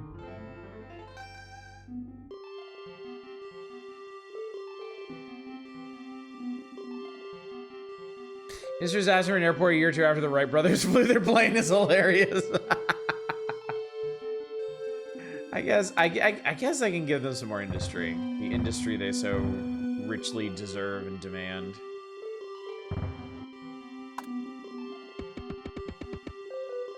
And that's it. That's all we can do for the rest of the year. So, all right, I'm going to save this one.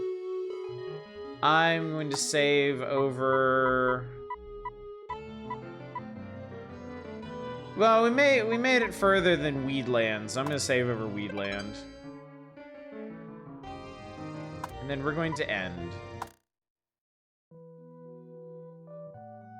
See you soon.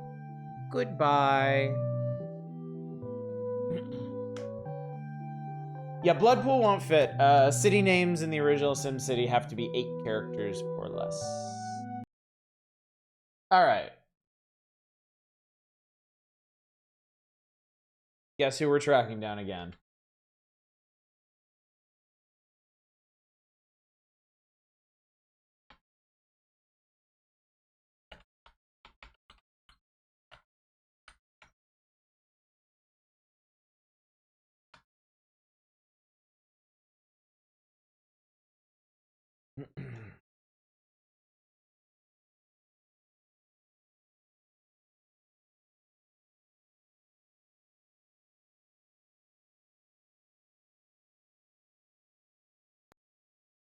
Y'all forgot. Y'all forgot. There's one more request in the queue. In fact, I'm just gonna let you all drink this in for a minute.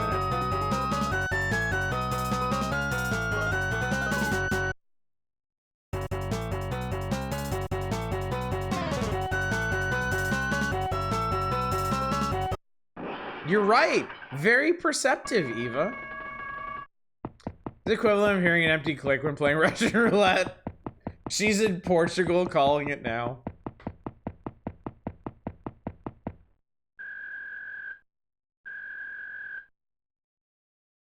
English me. Detective at keyboard, please identify yourself.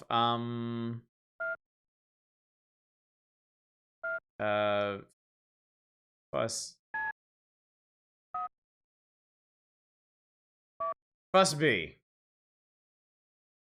I'm a guy. I don't have a security access code.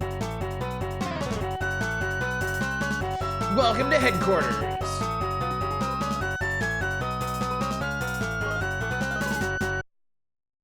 Dun dun. Newsflash. National treasure stolen from New Delhi. The treasure has been identified as a statue of Shiva. Male suspect reported at the scene of the crime. Your assignment: track the thief from New Delhi to his hideout and arrest him. You must apprehend the thief by Sunday, 5 p.m. Good luck, rookie Fussby. 64K should be enough for anybody. 16 different languages are spoken in India, including Hindi and English, which are the official languages of government and business. Search the palace.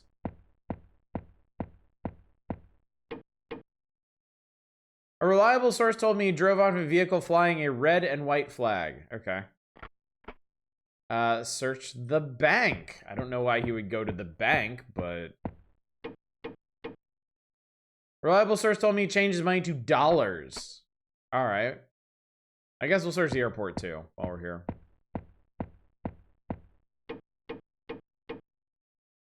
Reliable source told me he planned to spend a night on Prince Edward Island. He was riding a motorbike. Okay, well, that's... Okay, we got one thing. For the warrant. Well, it's a dude. And his vehicle is a motorcycle.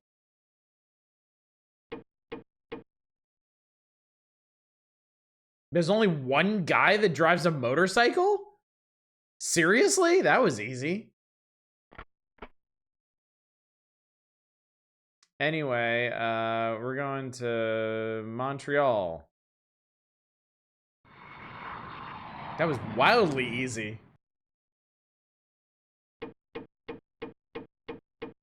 Gotta sleep on the plane, chat. Canada ranks the world's second largest nation in land size and divided into 10 provinces and 2 large territories. We shall search their stock exchange.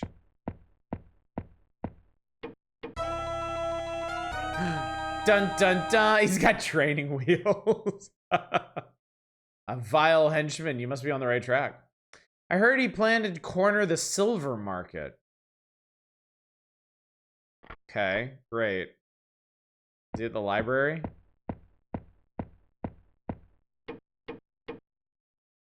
My sources tell me he asked for books about Aztec purification rituals. Okay.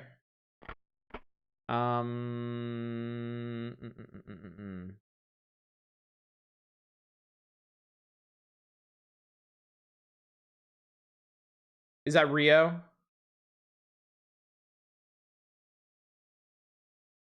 Or is it Mexico? I always get them confused.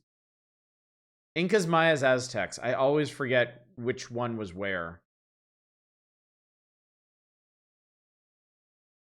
Which Canadian cities has silver mines? Trying to check the encyclopedia came with the game. Mexico? Okay.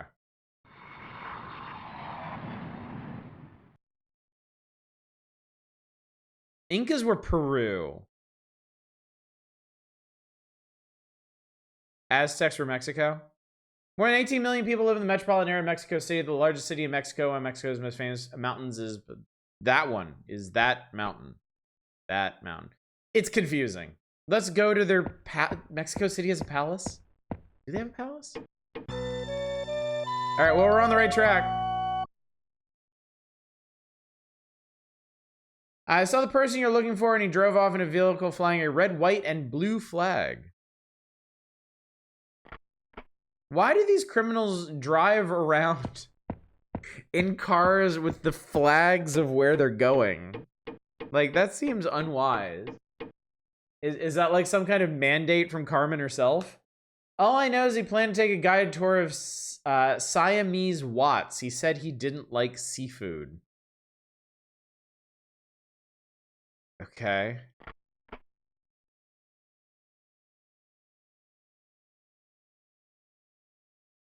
I assume we're going to Bangkok.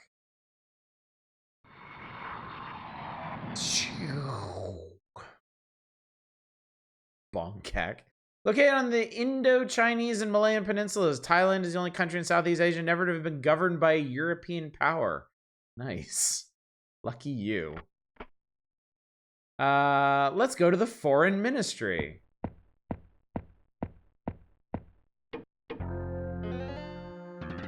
I click on this expecting Bubsy. What the fuck? Look, how can you expect me to play Bubsy when fucking Carmen Sandiego is out there stealing the world's treasures, okay? We got a job to do.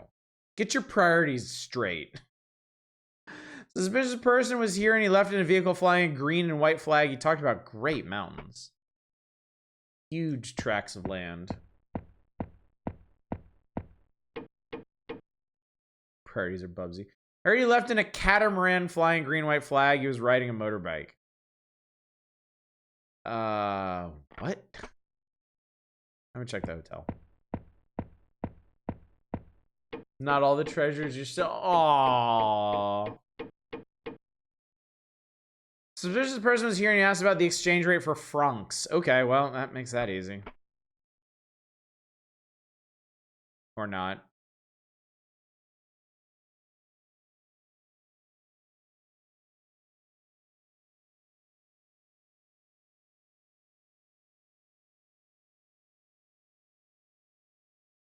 Is Moroni like a French colony or something? I'm gonna try it. Because I'm pretty sure it's not Baghdad or Lima. Federal Islamic Republic of the Comoros, located between Madagascar and Southeast Africa, is made up of 3 islands, one with an active volcano. Let's check the museum. Okay, we're definitely on the right track. Only thing I can tell you is to watch your step. Is he at the palace? I think it was the angel that gave Joseph Smith the golden tablets of a thing that totally happened. There goes the suspect! Get him! Get his ass!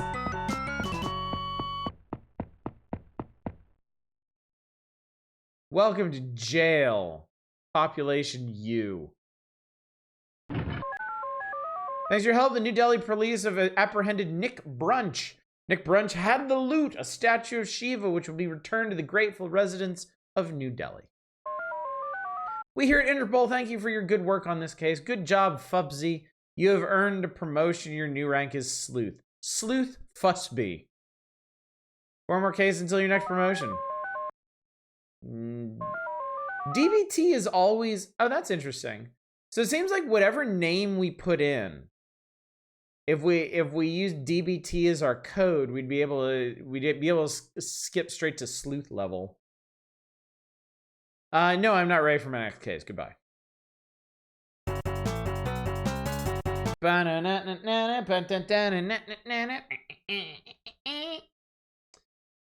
So finding Carmen Sandiego will have to wait until another night, I believe. Someday, maybe. Someday we will track down the woman of the hour. But tonight is not that night. PC version required you to answer a trivia question or a reference book before you got the promotion. That's annoying. Ain't that just annoying?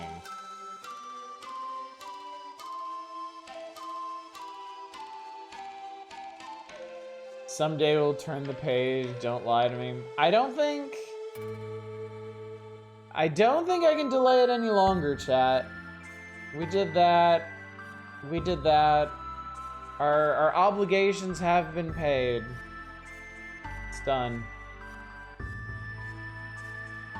This is it. Brace yourselves. There's no more waiting. There's no more stalling. He's here. What could possibly go wrong? Welcome to Bubsy and the Claws Encounters of the Furred Kind. The answers to Bubsy's innocent question is plenty. The 16 hazardous and bewildering stages that await Bubsy would be enough to put off most video game heroes, but not this cat. Outwardly, he may appear to be shaken at times, but deep down, he's a cool character. It's been said that a cat will always land on its feet. That shouldn't be a problem for Accolades Bubsy. He's got some honking paws. This Crash Bandicoot looks funny. Tears are flowing from my eye. All right, action tips. Glide and stomp. Whether jumping from the sands, there you go. Bubsy glide down, press the glide button. In options, change his button configuration and control pad. Just pounce and glide. Flying further. 3 great uses for the glide button. You can leap great distance by running, jumping, and holding it. You can fall as far as you like and not get hurt. There's fall damage in this game. You can also control your land to a greater degree. That Bubsy trace makes it look really stoned. It does, doesn't it? It's like blazed as fuck. Action tip. Play a different game. Life's too short to spend with Bubsy. Unfortunately, I don't have that luxury. It's Bubsy or nothing. Those are underground sections, yes.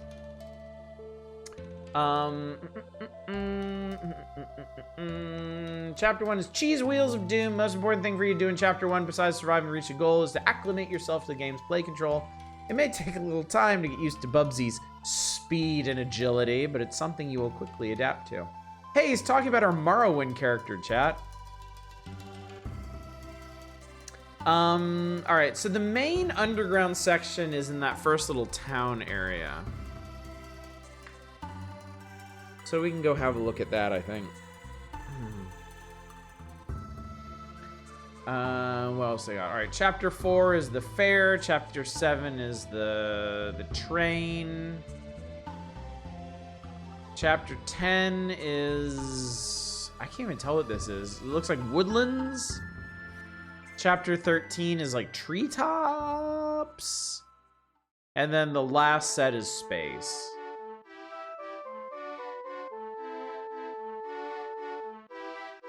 It's one of those games where ledge hitboxes are more like vague suggestions. Bubsy or never stream again. That's a hell of a trolley problem. I've already made that distinction though. We've made a pact on this channel. If I'm ever gonna close up shop, if I'm ever going to end this channel once and for all, the final game that we ever play will be Eternal Sonata. As long as I don't stream that game, GPG will never die.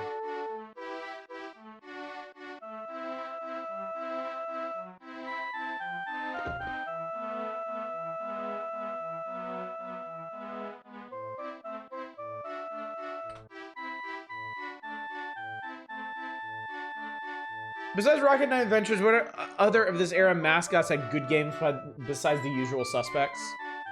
Gex, Artie Lightfoot. Been saving these points for a while, I would be spending them in... Oh no. Well, no time like the present, chat. Our fate is sealed. Shut up, Bahamut Lagoon. We have to play a real video game.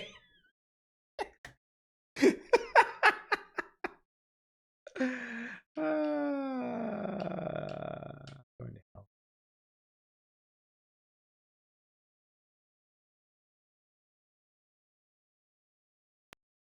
Eva did this. You all did this. Don't try to wash your hands of this filth.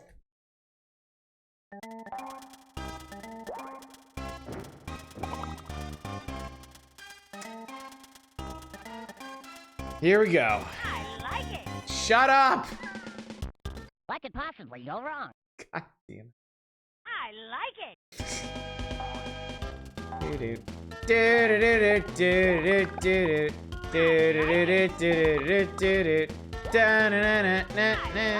I missed the one up.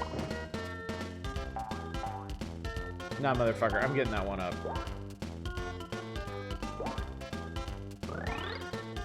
Because I'm gonna need it. Oh, Lord have mercy.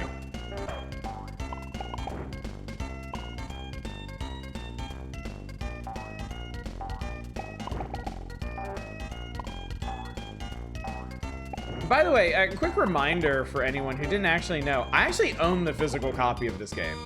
I had a thing for mascot platformers, at least during the Super NES era. I owned this, I owned, oh, I think this is where we're going down. Yeah, it is. I owned this, I owned Bob, I owned Plock. And I've actually, like, in my own misspent youth, I actually played a significant amount of this. I genuinely liked this game as a kid. I'm not saying it's the best game ever. We play it with my neighbors all the time, considering that I didn't get exposure to really solid games on SNES. This was a lot of fun. Yeah, if if you don't have a good frame of reference, I could, oh shit. Oh, Jesus. Oh God, okay, well, I almost died. If you don't have a good frame of reference for platformers, I could see this being pretty solid. And it's like, it's far from the worst platformer in the world. Nintendo Power is not screwing around. You really need to give yourself time to like acclimate to the way this game is, because it has some distinct peculiarities. One is, yeah, the controls are bad. I mean, it's less the controls and more, this is a Sonic-style momentum platformer. Like, Bubsy is absolutely cut from the same cloth as Sonic. And this game doesn't really handle that as well as Sonic. Like, for one thing, oh, we can actually go down here. Oh, okay. Briefly. You know, I complain about Sonic games, like, not really giving you the space you need to go fast and eat ass. But, like, this game is infinitely worse about that. Like, Bubsy can run at fucking light speed. He's like the furry Flash. But if you do that, you are 100% going to die.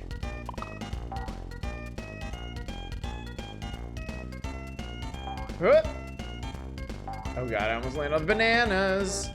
Like right there. It was so damn hard just to stop myself.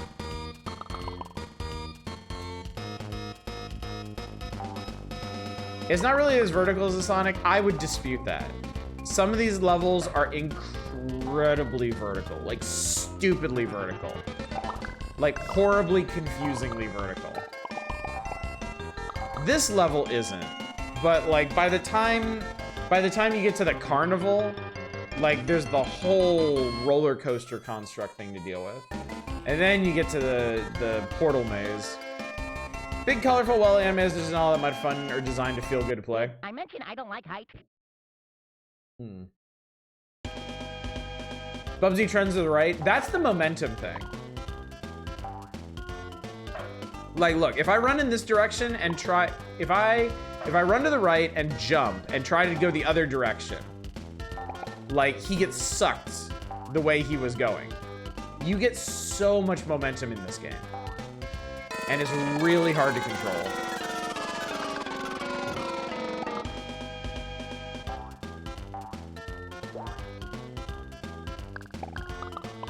So yeah, like honestly, all joking, all memeing aside, Bubsy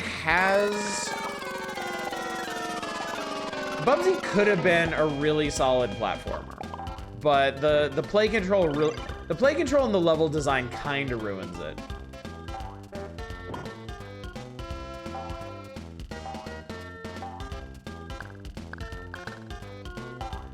Excellent example of string theory in action.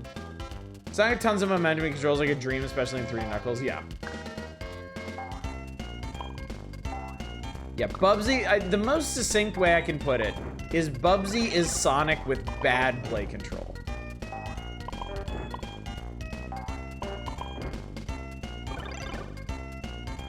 Bubsy could have been a great game. It fixed everything it made a game.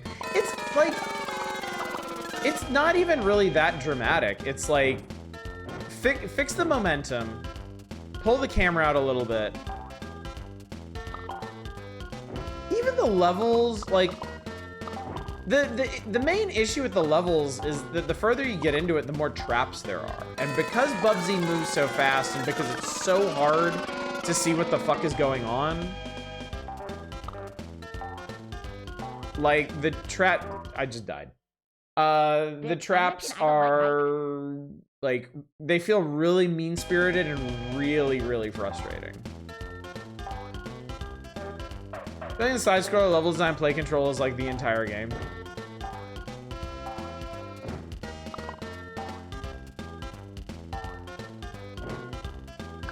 Yeah, pretty much.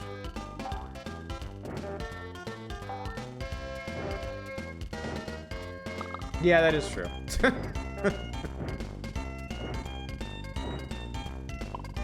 I mean, stomping on enemies is fun. That part's nice. You know the other thing, though? I think if it wasn't a one-hit kill in this game, if it had the Sonic mechanic of, like, losing all your yarn balls or whatever, if they just gave you some hearts or something, I think, honestly, that would probably be enough to fix this. I think getting one shot by, like, really bad hit detection on an enemy or some mean-spirited trap is enough to make this game feel really, really bad. I think if you alleviated that, it really wouldn't be that bad. Oh, shit.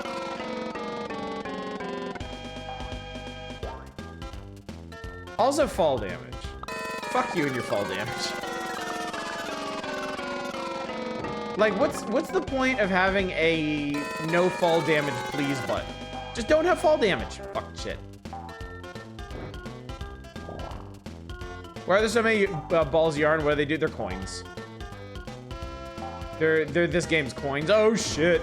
All right, bye. More like a bridge too short. There'd still be a problem, and not being one hit KO'd would mitigate it a lot. I mean, to me, that's the real problem with the play control. The play control makes it hard to not get one hit KO'd. If being one hit KO'd wasn't a consideration, if that wasn't a problem, then it would be a lot more palatable, honestly.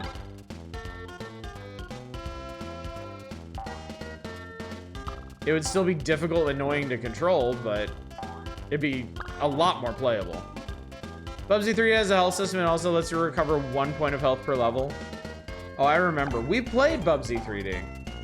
You know, chat, like at this point, chat, we played this game multiple times. We played Bubsy 2 one night, and we played Bubsy 3D one night. You'd think at this point I would have, oh Christ. Okay, Jesus. That's the other thing. That's the other thing, the camera in this. It's too zoomed in and it swoops around way too much.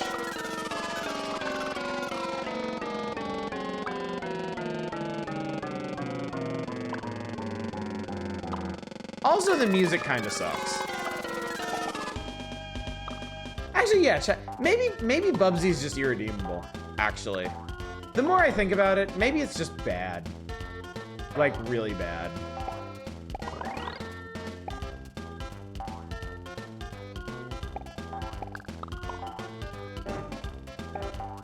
Someone mentioned Game Boy Bubsy 2 is really fun. You should check it out. Oh yeah, I'm definitely gonna believe that. That sounds extremely trustworthy. I think we made it to the boss. We did. It's less than the sum of its parts. Yeah, basically.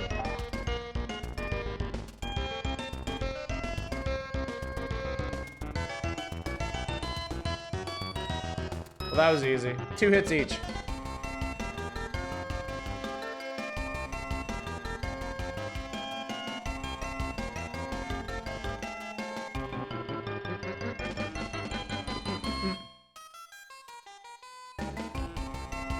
Wasn't gonna mention the music since comparing most tracks, say Green Hill Zone. I mean, compare. Blows your hair back. Whatever blows your hair back. Compare this game's music to any game. Like, the stage music isn't like, this is okay. I mean, I say that now, we're probably gonna get super sick of it by the end of the carnival stages. But like right now, at least, I mean, it's carnival music. It's fine. It's great. It's whatever. But like the music when you're on, like when you're slipping and sliding around on the water things, that music sucks. I love the music in this game. I catch myself whistling a lot. All right, Chaos, you've obviously been compromised.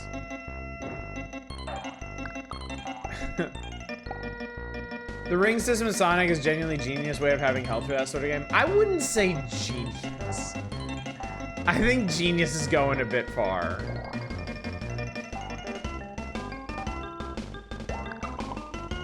Oh my god.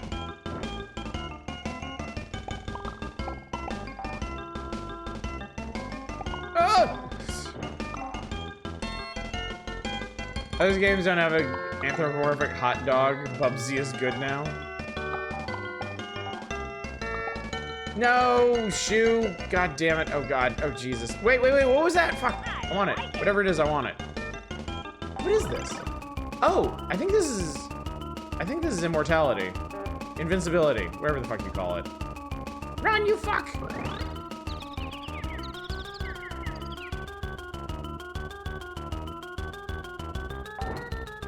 Yeah, it's invulnerability. Then I'm pretty sure it's just... Okay. It's not too hard to figure out when that one ends. At least. Oh, Jesus. It'd be immediately so much better if jumping didn't send you fucking careening off, fighting your own controls. Yeah. That is definitely the chief sin of this game. Like Manic said... Like, I would say as far as platformers go, like, the play control is the #1 thing. It is the most important thing. If your platformer does not feel good to play, like, it's not good. And Bubsy is, like, you're constantly fighting this motherfucker to just go the places you want to go.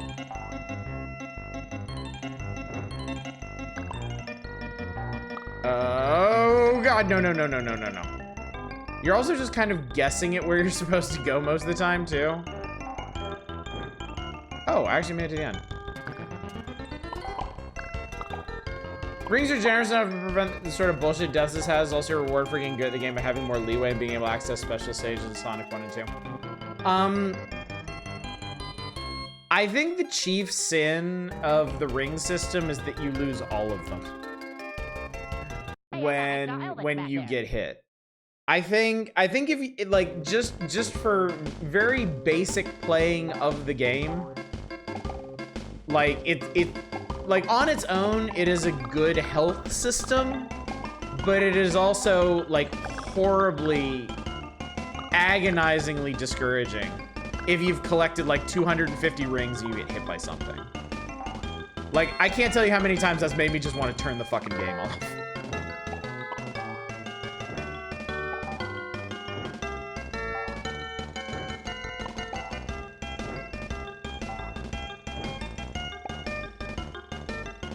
And it's all the more frustrating since the amount of rings you have determines your access to the special stages.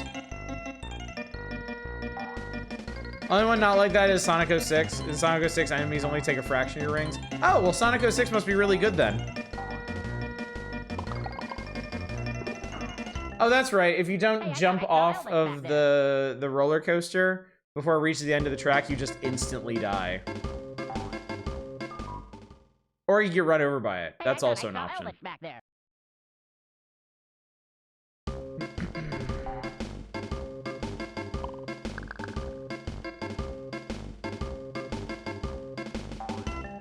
are these, anyway? Genius game design.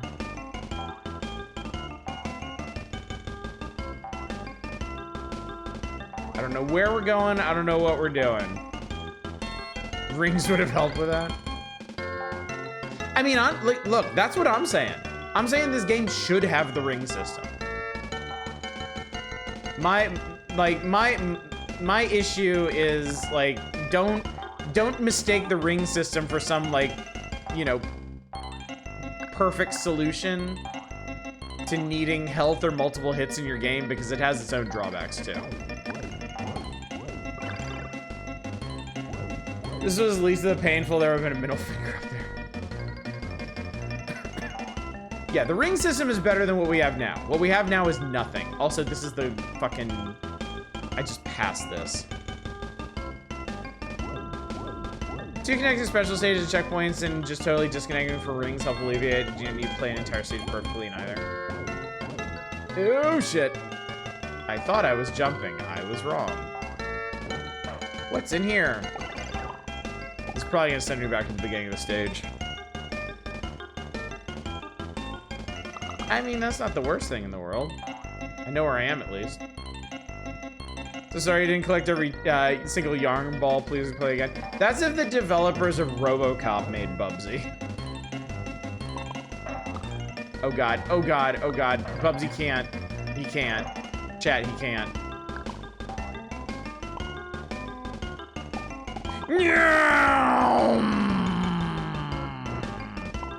Okay, for once that actually worked and was actually really cool.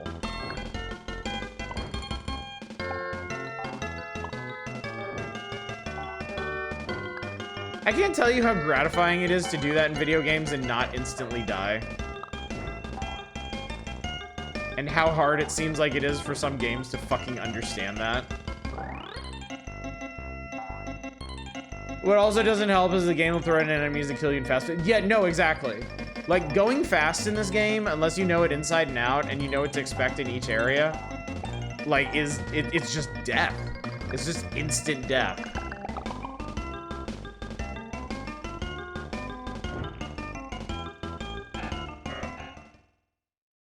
Hey, I thought I saw Elvis back there.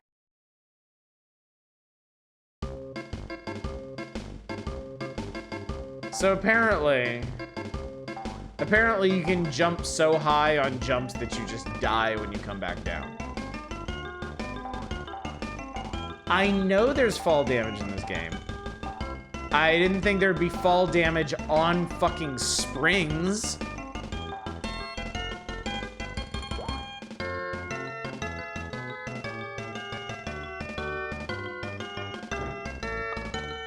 Oh, thank God we landed on an enemy. See its realism. Most Sonic games have go fast bits and platforming bits as ways to platforming bits to memorize the levels for speedruns or more advanced players.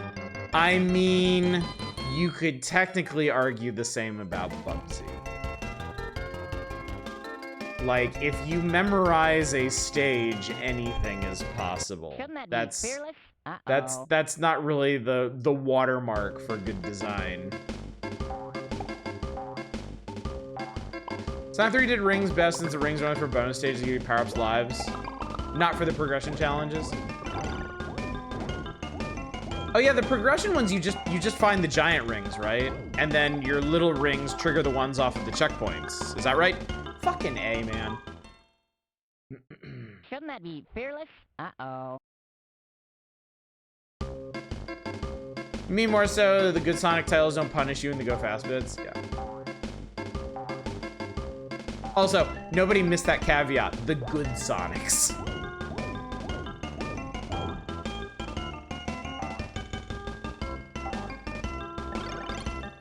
Lest you haul off and play Sonic 1 and expect behavior like that.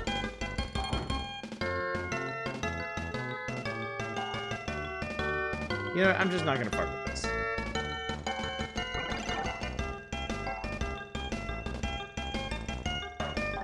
I don't know what these giant orbs are. In fact, I completely forgot that Bubsy did his fair bit of orb pondering. Shouldn't that be fearless? Uh-oh. At point you're allowed to gracefully and accidentally power cycle this game. I mean, if I happen to bump the table, I mean that's, you know, that's entirely outside my Jesus. entirely outside my control. These things just happen, you know, chat. 2-3 Knuckles Mania. I will actually also vouch for Sonic Mania. I really liked Sonic Mania. Sonic Mania to me was the Sonic game I always wanted and never seemed to get. I had a lot of fun playing that game. This is the same motherfucker.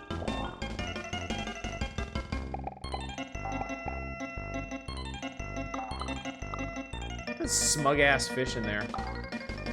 Means of getting the emeralds in 2 isn't great. Level design is fun overall. I like that Mario Engine Sonic ROM you played once. That was interesting, wasn't it? That was pretty interesting.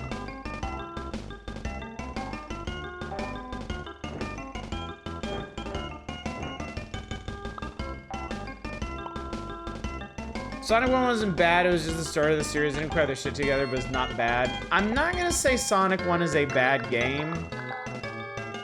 I think it's a bad Sonic game. Does that make sense? They made a game with a character named Sonic, whose whole hallmark is going fast. And then in fully half of the game, like, you either don't have the option of going fast, or if you go fast, you die. It's very Bubsy in that sense.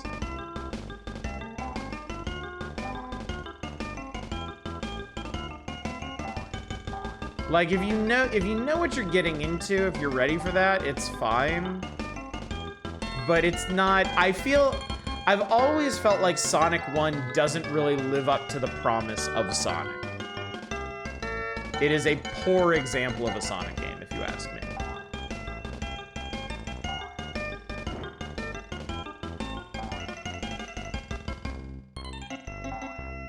All right, I am really not sure what I'm supposed to do here, because I think maybe I'm just supposed to go up this way. Some asshole paced me with a cheese wheel or something. There's a lot of something up here.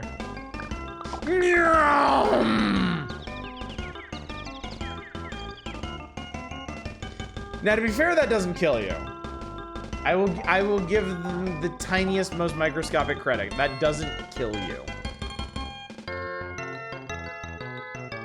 And yeah, it did seem like they worked it out by Sonic 2.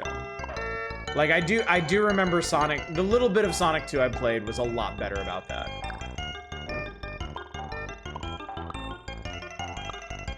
That was deliver as a joke, pretty sure. Look, you do not, under any circumstances, have to hand it to Bubsy, okay?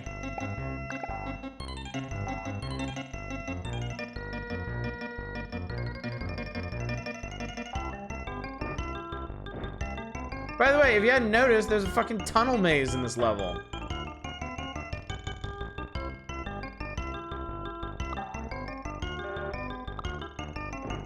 And if you think this is the only tunnel maze in this game, buddy, I got a bridge to sell you.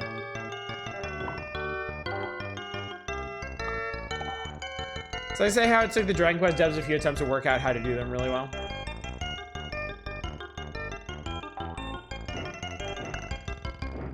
Yeah, it's not really so unusual, or oh Jesus, it's not really so unusual or unexpected for any franchise, really. I mean, you could say the same about Final Fantasy. Final Fantasy certainly got a strong start, but you know, I think it would be fair to argue it didn't really find its footing until 4. Didn't really iron out a lot of its kinks until 4. I think I hit a checkpoint. Jesus Christ, I hope I hit a checkpoint.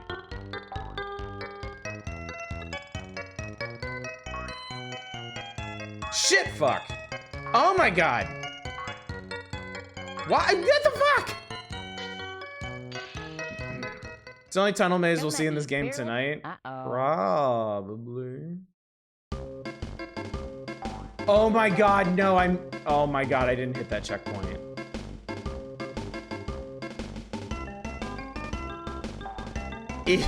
If you go fast down the go fast part, you miss the checkpoint before the boss. How fucking shitty is that?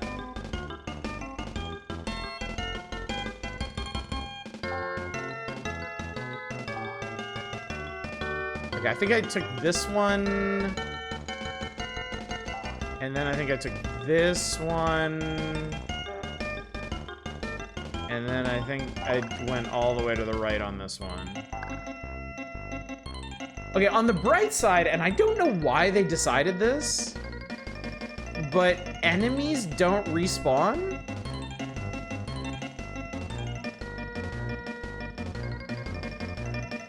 Kind of an odd choice if you ask me, but not an unwelcome one. I'm very surprised by that. God, eat my entire asshole. I'm learning so much about Bubsy tonight. I don't think I'll offend too many people if I say Assassin's Creed 1 was mid and 2 was huge. No, that dude, Shadows, that's like one of the great success stories of that era. Was I don't know how the fuck you're supposed to do this. That's so shitty. Shouldn't that be fearless? Like, Assassin's Creed 1, like, a lot of people were really impressed with Assassin's Creed 1, but it had a lot of issues, right?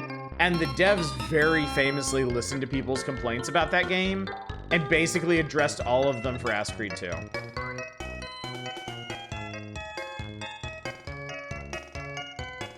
I don't believe this, man. He is vulnerable for such a small amount of time. Sorry for comparing this so much to Sonic. It makes a great comparison point because it's maybe a small thing. No, I think it's extremely legitimate. Like this game feels very much like it was inspired by Sonic. I would really like to kill the blue guy.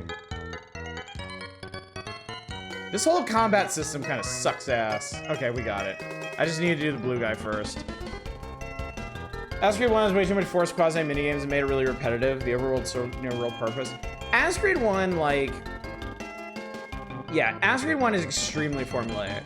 It's the only Assassin's Creed game I played all the way through. Which I know sounds insane. And I maintain that it is a really good game until the end game. And then the end game is ass. The end game is complete garbage.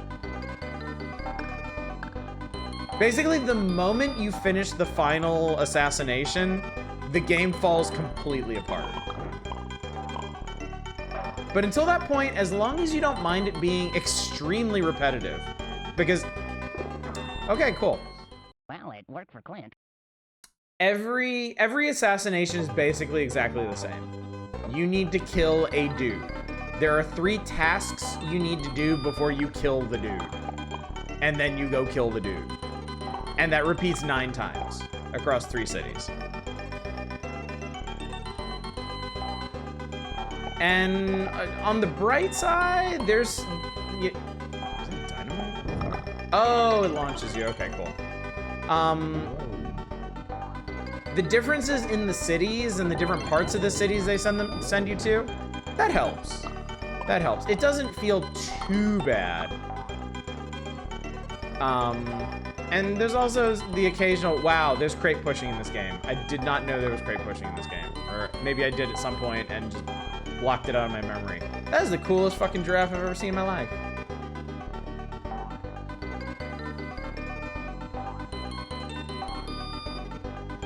Can I, like, jump on you? I can! Oh shit, and that's how you get to a checkpoint. You have to stomp a giraffe to get to the checkpoint. And I just landed on a horned toad, I think. Stalk a dude with a letter, you bribe a merchant dude, and what's the other big task? I don't remember.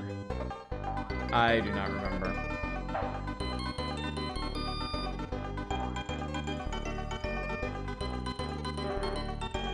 Opinions, please, Mr. Assassin's Creed games should be skipped. Skip 1, play 2 if you'd like to, play the other Ezio titles. If not, then skip to 4. Yeah, it's a real good thing I got that checkpoint.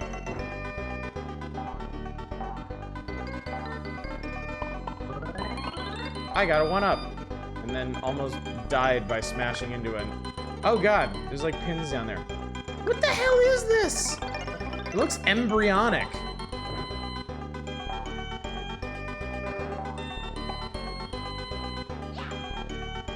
I do want to give this game a tiny bit of credit for Bubsy's animations, though. Bubsy is an extremely well animated character. And while his personality may be garbage, he does have a lot of it. Saying that out loud, I'm not really sure it's a point in this game's favor, but I'm gonna lay it out there for you anyway.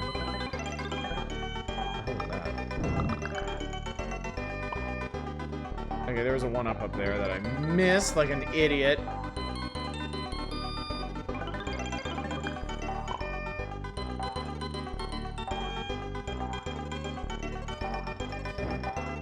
I absolutely do not have to hand it to Bubsy, but he is well animated. I do want to mention that. Credit where credit is due, honestly. Okay, okay, so apparently that's how you win the stage, is you hit the switch. Okay. Related, I hate games where I have to guess if a background object is a platform or not. Oh man, I totally do too, yeah.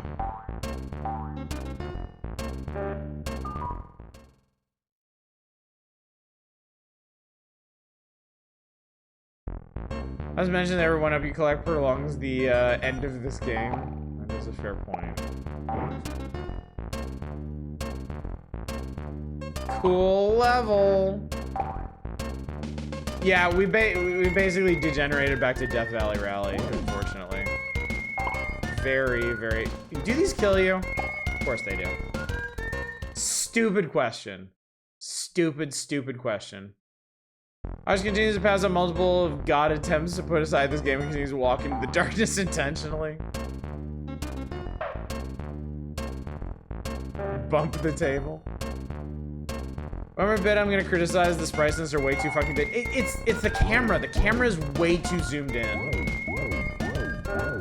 Like, it is a huge problem in this game.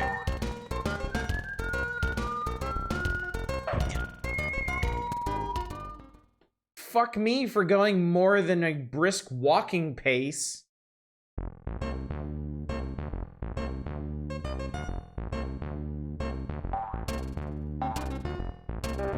Like, they really just did not...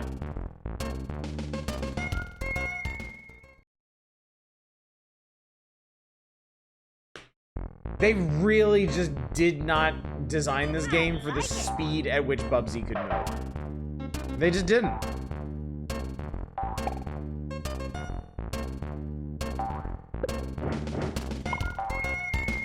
Jesus Christ, there were 3 enemies. I like it. That fucking almost got me. And that did get me! Huzzah! I fucking love this game. Alright, well, we've got at least one keep going, so... Into the canyon it is. Where do we go down into the canyon? Is there like shit over here? No, it's death. Of course it's fucking death. How dare I go exploring? Sudden death! It's the fucking motto of this game. Also, I love that there's a checkpoint just right here on the other side of that pit.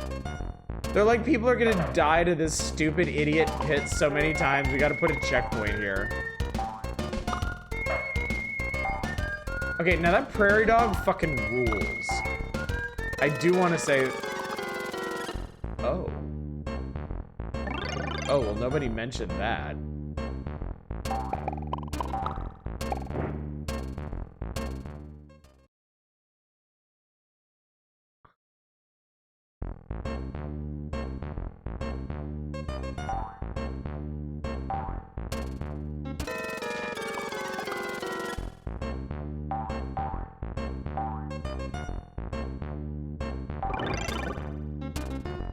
Ridiculous difficulty is fine if you give lots of lives and frequent checkpoints, right? Right. This is... yeah, I don't want to be the Bubsy.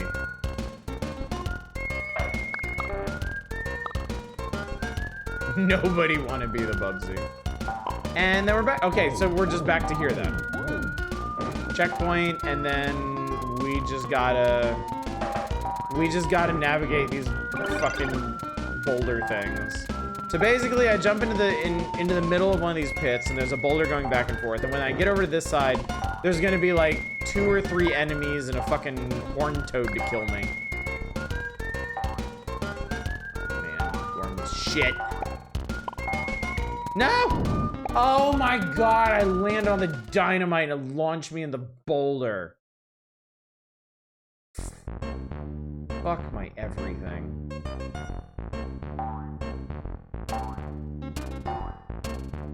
Okay, wait for boulder.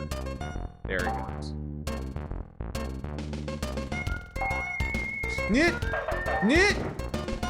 Momentum kept me from getting out of that pit. The momentum stopped me from getting away from that boulder.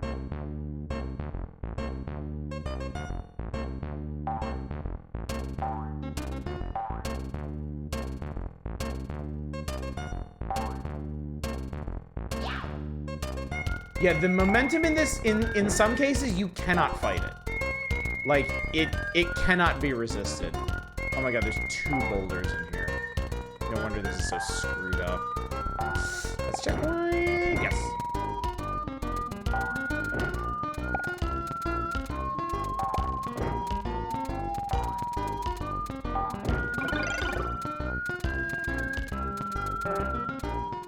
What the fuck? There was an enemy hiding inside the wall.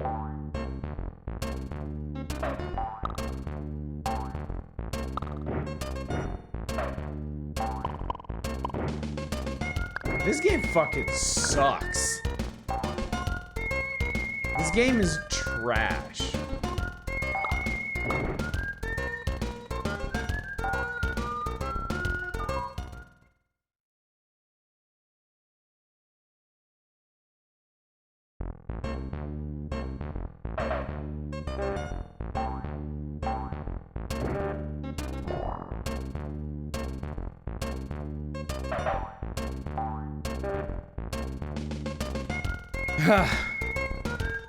Is this it? I'm so scared to run. I am so... Okay, that was it. That was the end of the stage. I was fucking terrified to run, chat.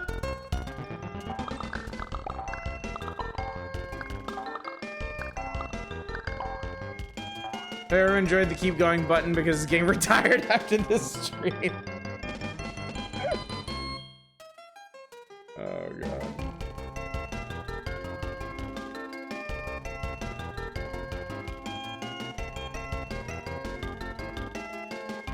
Go ahead, Wait. make my day. What do you get for collecting hundreds of yarn balls? Points, I think. I think just points. I think maybe points get you extra lives. I'm not sure.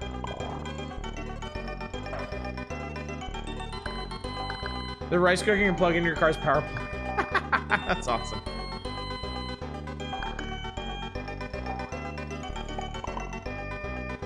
Man, fuck off.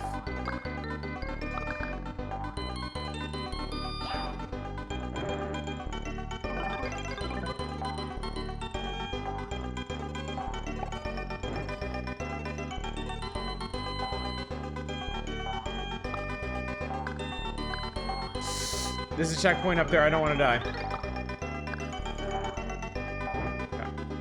The thing that stressed me out about this is being timed. I was meticulous about this game being time made you go faster than you should have. I mean, it's insanely generous timer though, like 10 minutes for these stages. Although I guess if you're determined to like explore everywhere and get as many yarn balls as possible, that wouldn't be nearly as comfortable. I'm just trying to get through this bullshit. 10 minutes is more than enough. I don't want to spend 10 minutes in any of these levels.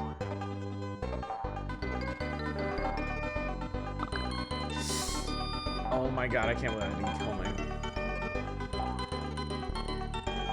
me. In genuine shock at not being dead. Sign 1, 2, 3 also have 10-minute timer limits that just count up instead of down. I'm not sure I knew that. Oh, and there, of course, there's a checkpoint right behind that little prick. What the hell kind of platform is that? off.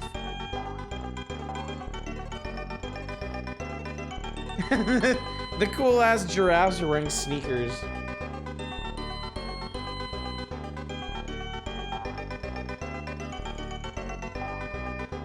And that's that.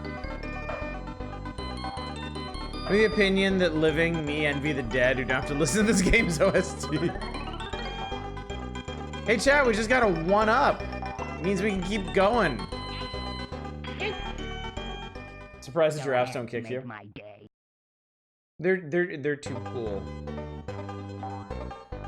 They don't. The giraffes are sensible. They don't give a shit about Bubsy. What is this? We just turned into Shadows the Bubs Hog. I think it's invulnerability, but like different invulnerability. I don't. Oh, it lets you just like. Okay, you get to just skip past everything. That's what it does. Oh, no. This is it.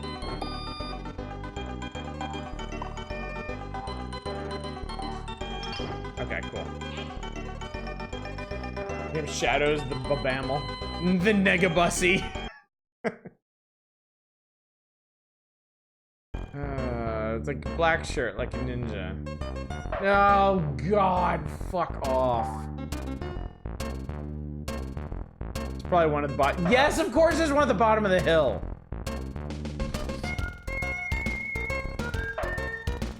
I just bumped the table, too. And it still didn't stop.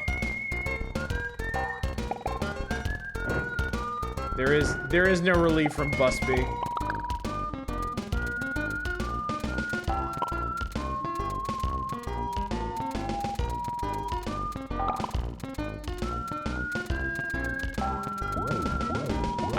Okay, so bullshit that way.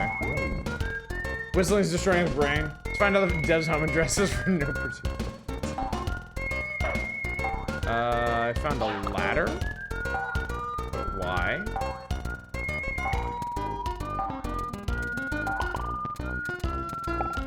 Oh! I found another.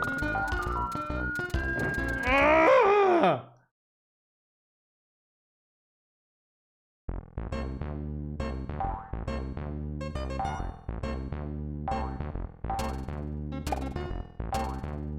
Music isn't what's driving me. No! All that for a yarn crate.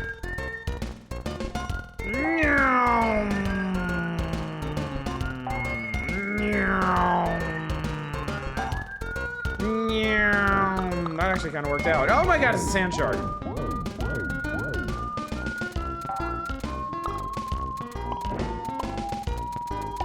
Damn it. The music for the stages is good, but I've enjoyed the others up to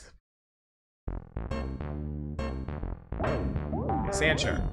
No, sand shark. Refrain from sand sharking. Okay, another thing.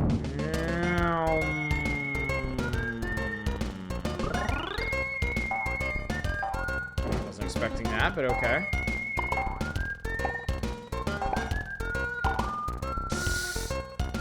Yeah, I died.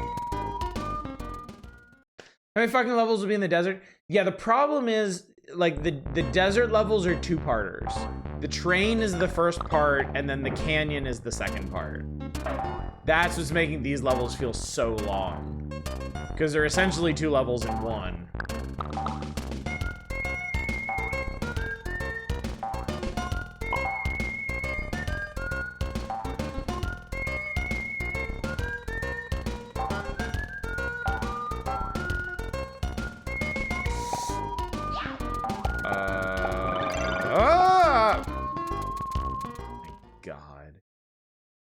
My God.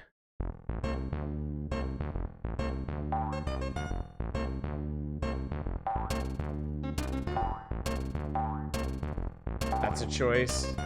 Somebody made a lot of choices in this game. Choices that I don't agree with. Floor, yeah, the floor is skulls. Shouldn't it be lava?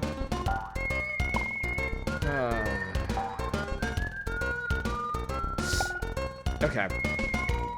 I don't think blind jumping over there is the way.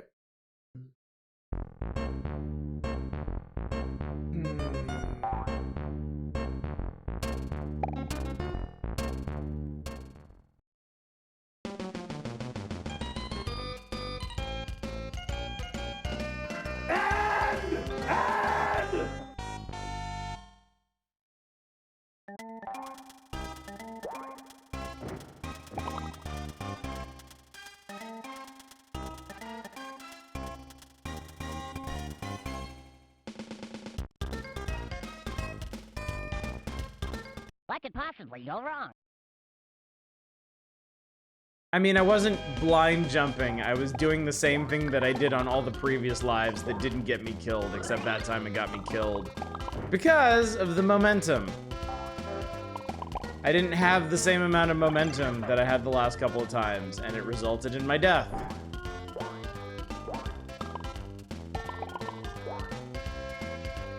So do you know why I had one continue? I can show you, actually.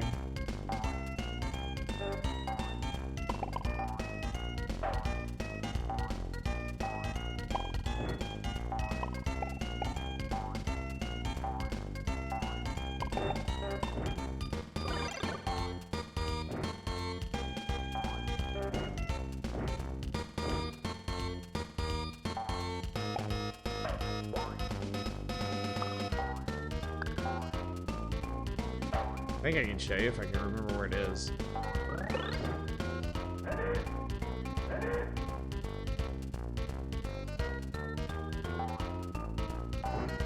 Overlooking the bigger mistake you made that being you're playing, but continue as an item, yeah.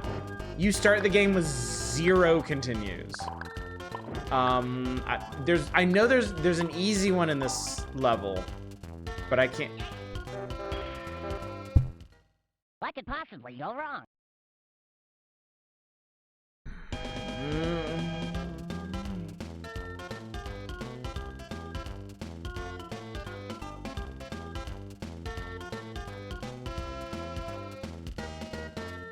The item, nothing respawns if you die in this game. That's one of the more interesting choices that they made in the design. Nothing, not enemies, not items, nothing respawns when you die. I don't know why that is.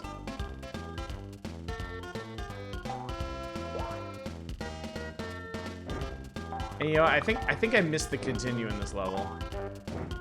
I think it was further back.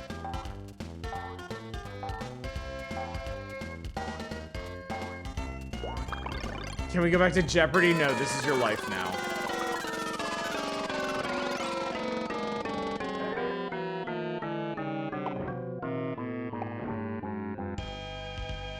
Bubsy, paragon of sin. Just go. Whoa! We found like a bonus area. Lucky us. Where Bubsy can scoot around on lava flows. No! Oh my god. Cool bonus river of blood. Is that blood or punch? Let's just go with yes.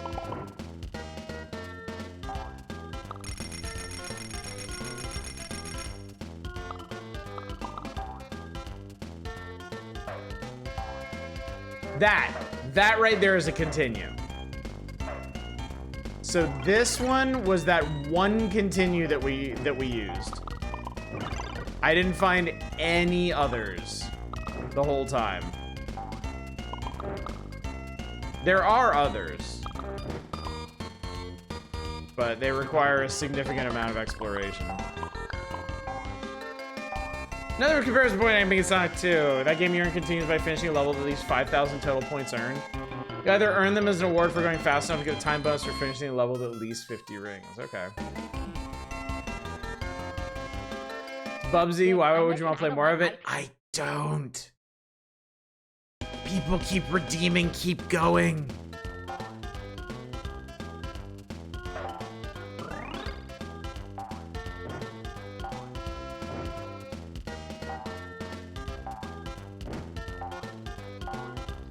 That's weird. Dudes are like throwing items down on me, but I'm not dying?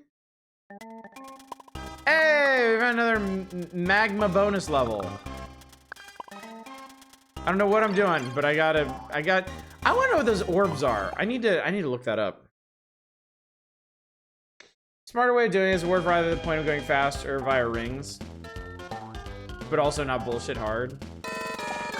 Yeah, I think having to find them as a discrete item, I don't like heights. and of course them being one of the more difficult items to find in the game is probably not a great idea.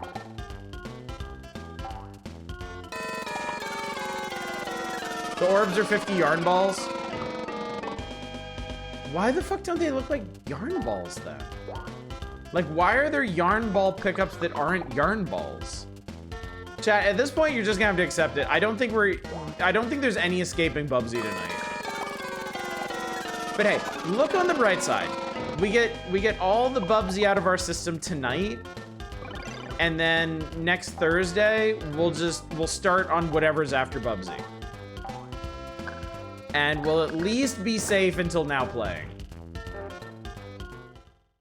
We'll never really truly be safe, but I don't think Bubsy's a game that frequently shows up in classified information or counselor's corner either, so we got that going for us. Can you guarantee we won't get to the desert levels again? I can't really promise you anything as regards to Bubsy.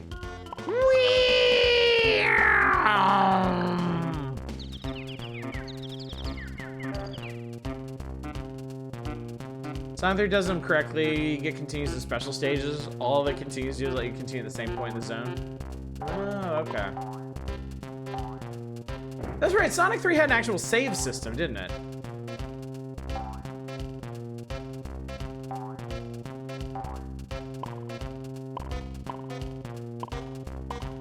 Yeah, Bubsy 2 will show up.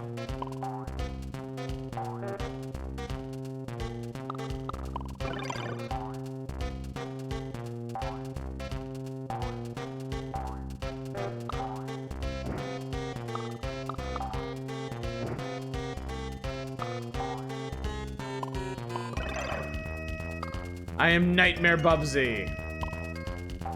Does that mean I can drown in water? Yes, it does mean that, actually. Did I mention I don't like heights? Did he mention he doesn't like heights?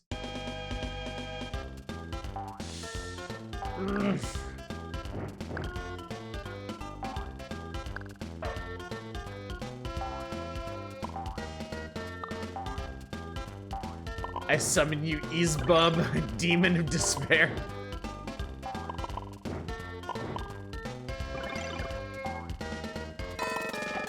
That's gonna be the monster in the next Insidious film. Easebub.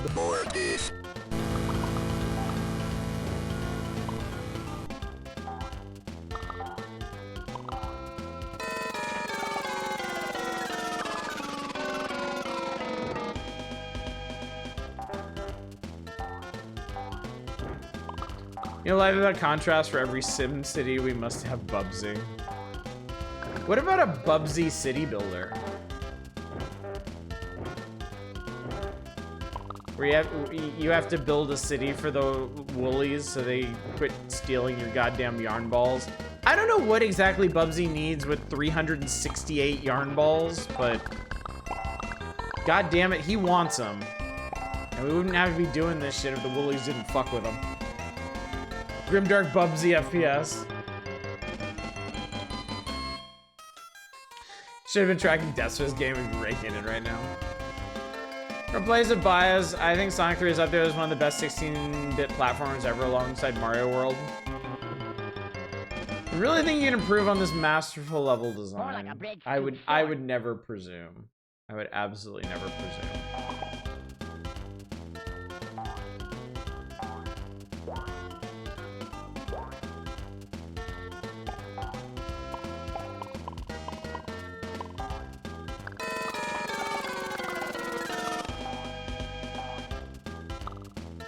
Bubsy, but Bubsy was Big the Cat.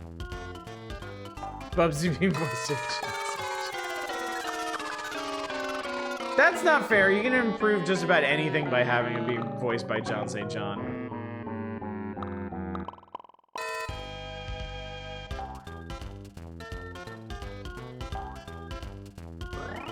I've got yarn balls of steel.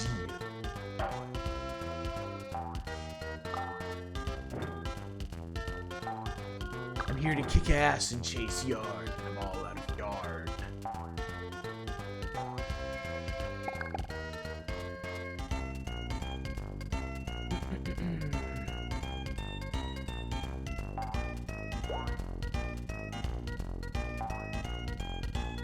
No, I forgot about that one. Ozaj will hear the background music in his head after the stream. Extremely high, yeah. I'm probably just gonna have to play something extremely catchy after this. Something with like really good music. I might go back to like Anno 2205 or something. Why did I do this? I almost made that. Bubsy Grimdark FPS, quip and tear until the job is done. Too short. Favorite funny Sonic game moment is Sonic Boom. Sonic and Knuckles are talking. Sonic is being down and Knuckles building him up. Just before they stop talking, Knuckles pats Sonic on the back hard and a ring falls out. That's pretty funny. Oop. Well. More like a bridge too short.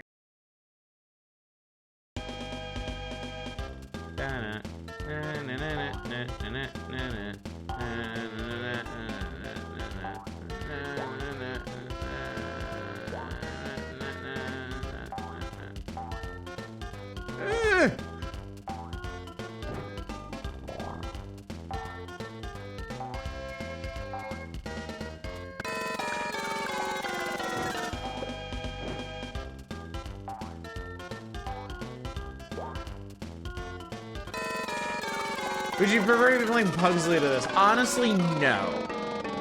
Honestly, no. In fact, that was the deal, remember? If Pugsley ever showed up again and people requested him, we would play Bubsy instead. Like, I've already made that comparison as plain as day. I think I was intentionally throwing the game just to be done. I mean, it's... I don't want to play through everything I just played through again. Like, I don't want to get back to the desert stages. I don't want to get back to the carnival stages, but I'm going to. Like, if there was actual progress to be made in this, like, that'd be one thing, but yeah. NES Pugsley's different though. My ire towards Pugsley's Scavenger Hunt is specifically the SNES version. The NES version is actually modeled much more closely on the SNES Addams Family, the one before Pugsley's Scavenger Hunt. I actually kind of like that one.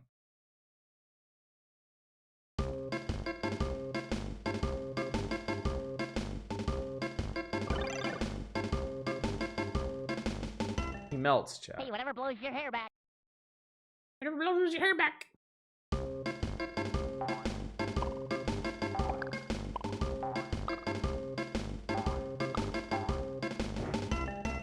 I do like the bouncing hot dog.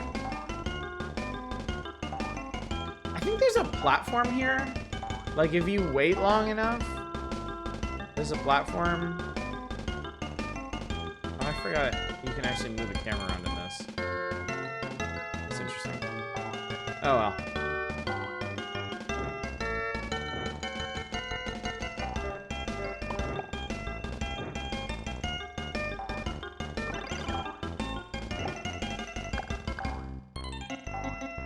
Ah, maybe that's what I was thinking of, that one. Genuine funny shit in Sonic. I love how the IDW comics, oh, hang on. Actually, can you just run now? Ow.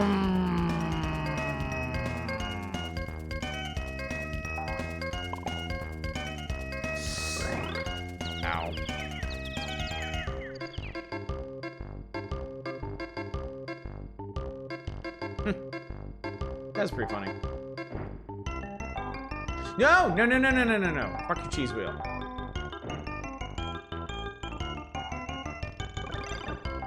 So you can't run directly to the end of the stage. But you can get close. I think this is the end. Yeah, this is the end.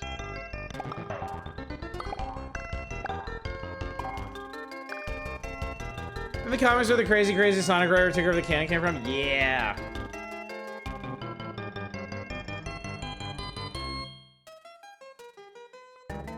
Hey, I thought I saw Elvis back there. Ken Penders, right? Writing for Archie. Issue where they had to hack into Eggman's computers to learn his password is hate that.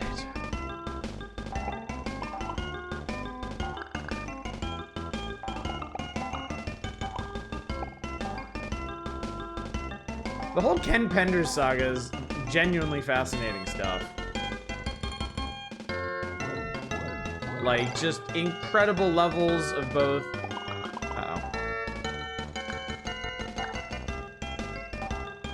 Incompetence and arrogance from everyone involved.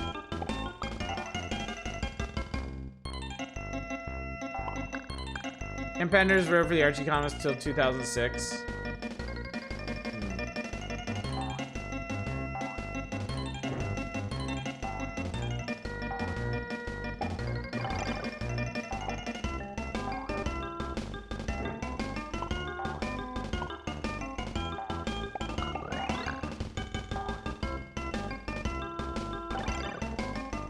Did you know there's a ROM hack that puts Bubsy into Streets of Rage 2? I didn't know that. Hey, we got another continue.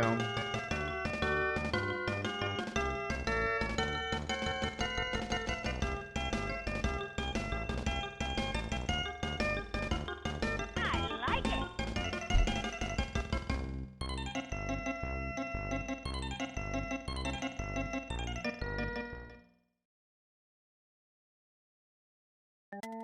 I like it.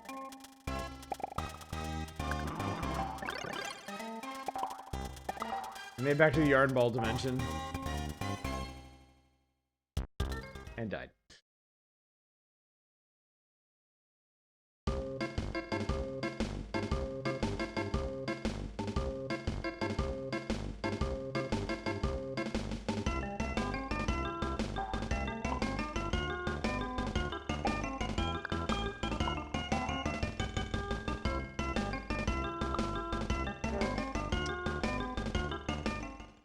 Hey, I thought I saw Elvis back there. I hit no checkpoints in that level. Everything I did was for fucking naught.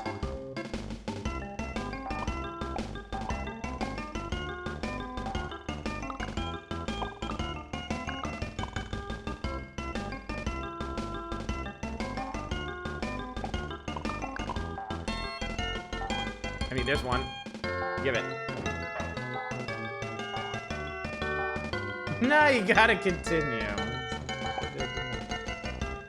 That's definitely a thing that happened. No! Hey, I thought I saw Elvis back there. Wait, why am I... What? This isn't where I hit a continue.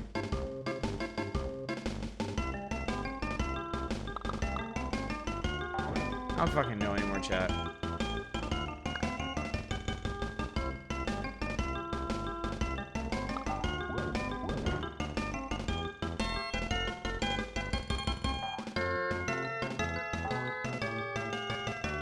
Death is preferable. What is Bubsy can never die? Hey.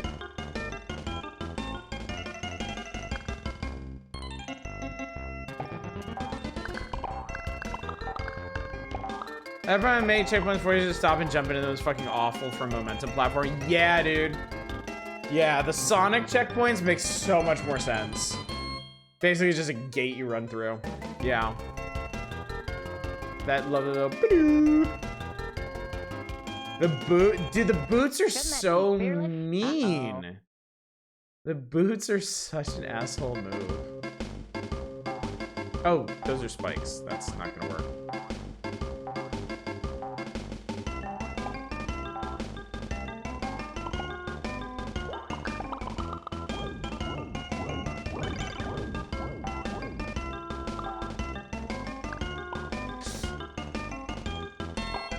Okay, I didn't die. Incredible.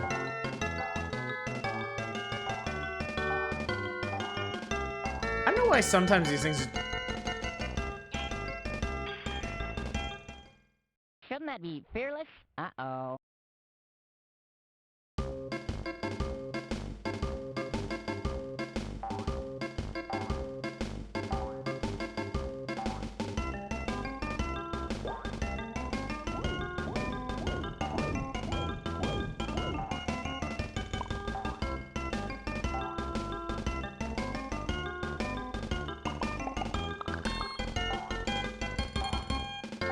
No, wait, that's where I got killed last time.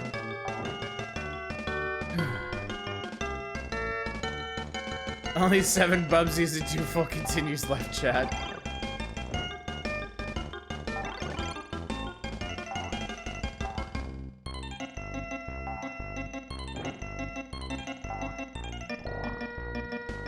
You know, genius, this game is Nintendo's equivalent of what Sonic character? Sega character? Sonic, right? Yeah, it's Sonic.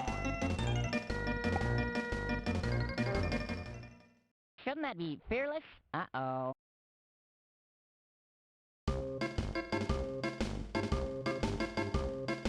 This got Genesis ports.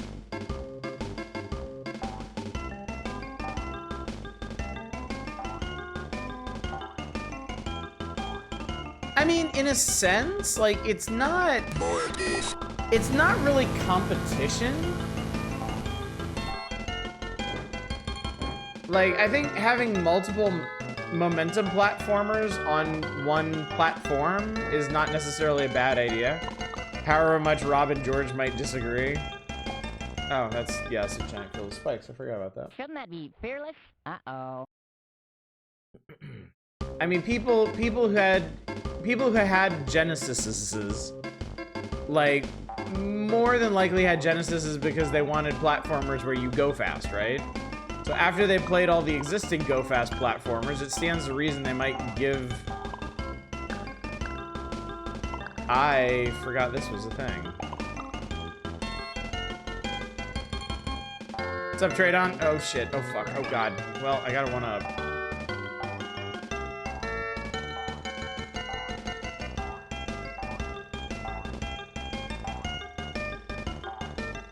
These are the worst platforms in the world!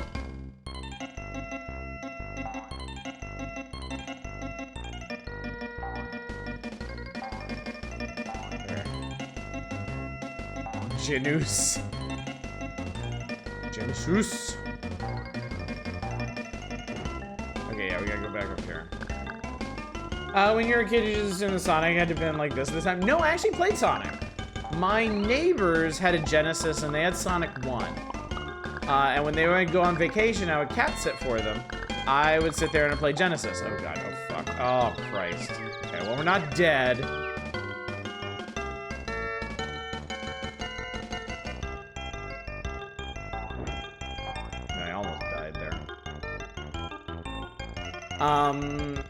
So I actually beat Sonic 1 as a kid.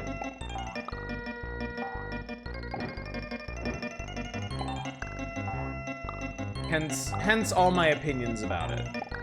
Sonic 1 is the one I know better than any of the other ones. Sonic 2 and 3 I played a little bit at like the game kiosks at the department store. Same with Sonic Spinball. And I actually played that one so much at the kiosk that I did once beat the first level as a kid. But I don't... Ah, shit! I didn't play any of the other Sonic games. Uh-oh. Even having a Genesis, I never played any of the Sonic games on it.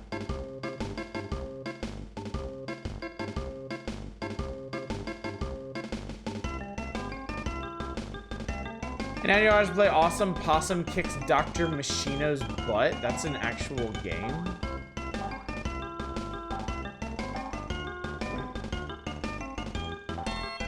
Be the first level of Spinball. I actually like that game, even though I was terrible at it. I did too, honestly. I did too. Freedom Planet. Freedom Planet is good. Freedom Planet is a very good game. In every aspect except its story. Please. If you're playing Freedom Planet, please skip all the cutscenes.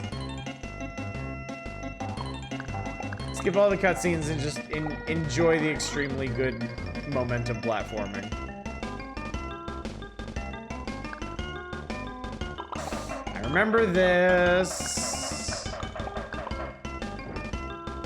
Seen it play and it looked fun as hell. It is, yeah.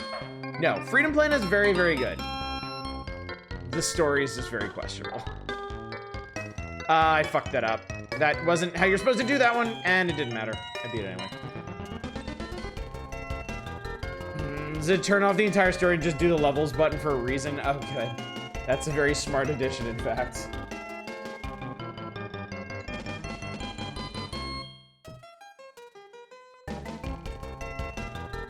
Well, it worked for Clint.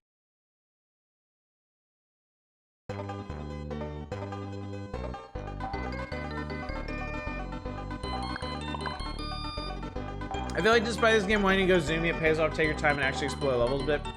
It does seem like that, and that is a big reason why I don't like it, and also why I have a problem with the old Sonic games, is because if you design your character to go to 1,000,000 miles an hour, and you sell your character on the fact that they go 1,000,000 miles an hour,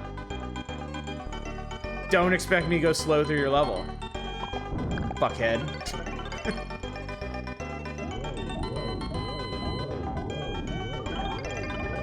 You only play Sonic 1. I mean, that's what I'm talking about.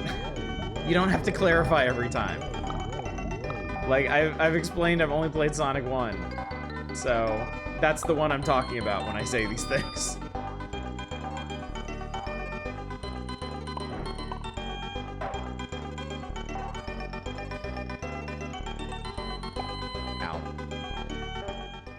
Well, it worked for Clint. No one plays Sonic 1. 2 and 3 are definitely better than 1. I did the same exact thing. Well, it worked for Clint. I mean, the parts of Sonic 2 and 3 I did play seemed a lot more sensible. They definitely seem better about that.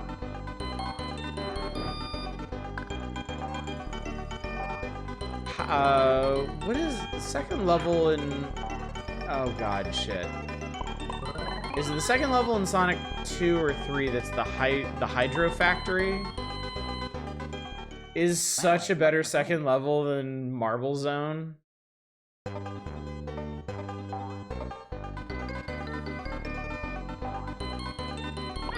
That's 3? Okay. Hydro Factory, yeah. I really like Hydro Factory.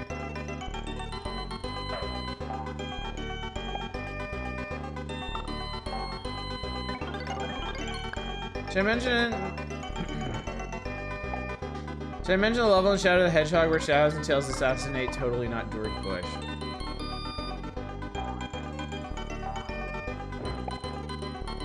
I mean, if we're in this deep.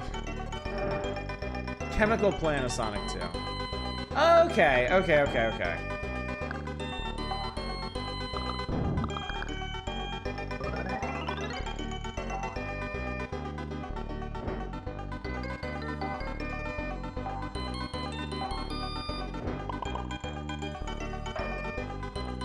Chemical Plant was supposed to be the last level.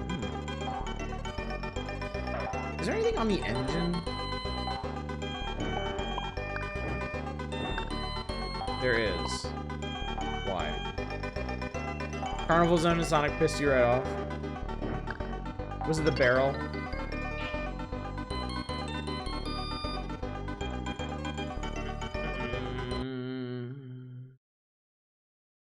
Sonic the Hedgehog is one of those bizarre games that controls like hot ass. Chat, I didn't mean for this to happen. I genuinely didn't mean for us to be back here, and yet here we are.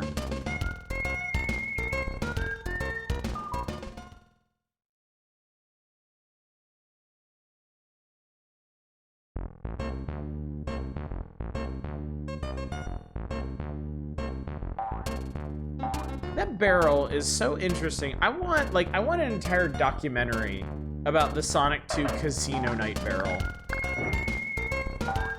Like, I want them to fucking interview people. I want them to, like, break this shit down. I want, like, a Ken Burns 17-hour documentary on this. Like, explain it to me. Make it make sense.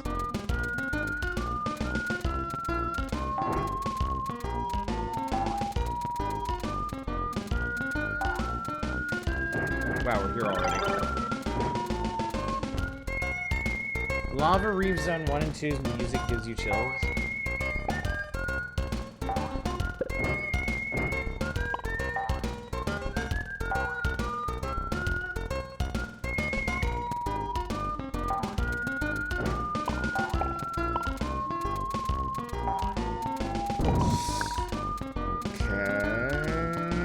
Okay.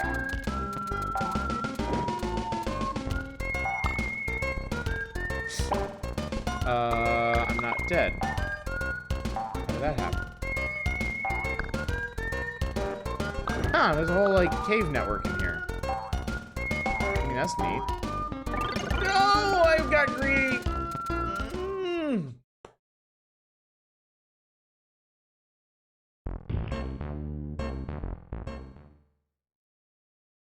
Wait, what?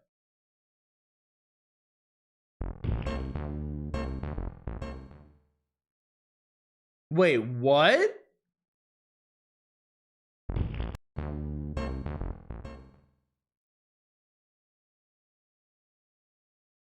I like it.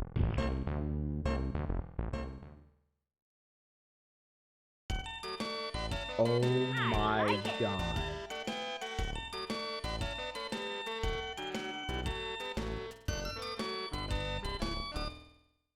I like it.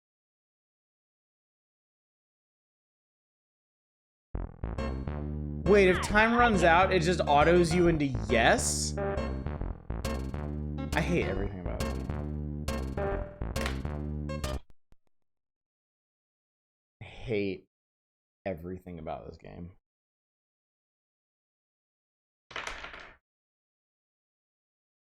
I like it.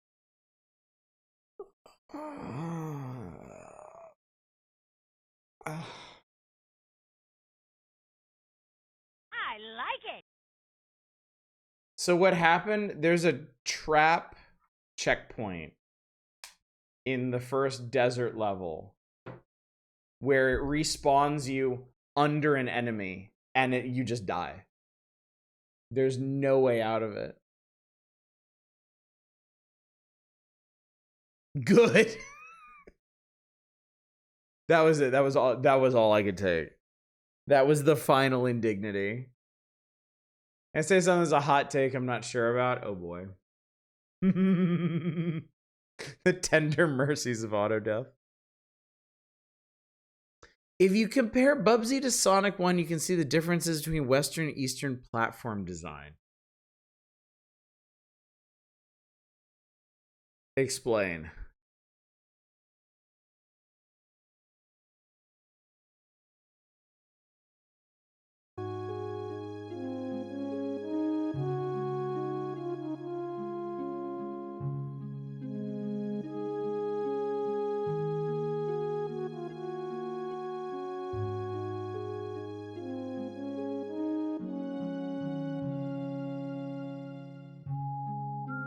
Actually, now you just tripped me up. Now I'm trying to think of what the really notable Western platformers are, because all the big ones like Mario and Sonic are all Japanese.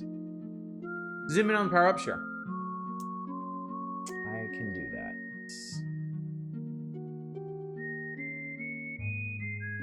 There you go. Both of them are trying to accomplish something very similar. They're doing it in very different ways. Bubsy is much more Euro jank, while Sonic is much more level design issues.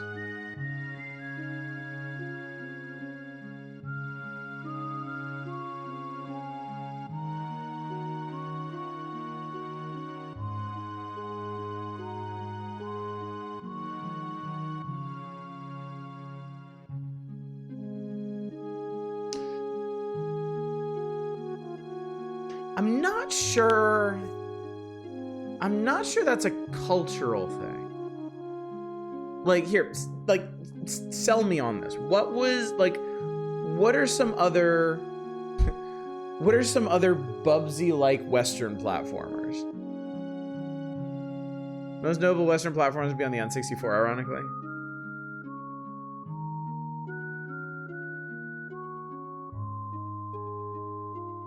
Bubsy 2.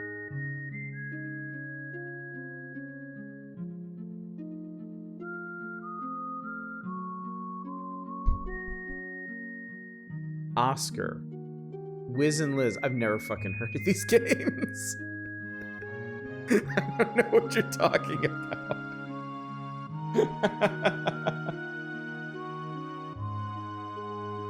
Specifying Bubsy-like kind of removes a lot, though, but that's the point, isn't it? Like, Tradon is saying that Bubsy is emblematic of Western platformers. I'm like, okay, what other Western platformers are like Bubsy?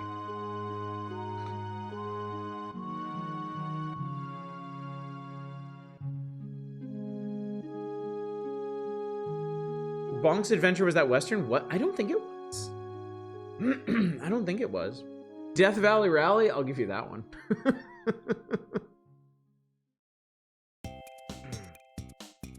The Japanese game levels were less jank and not so maze-like. Do I agree with that?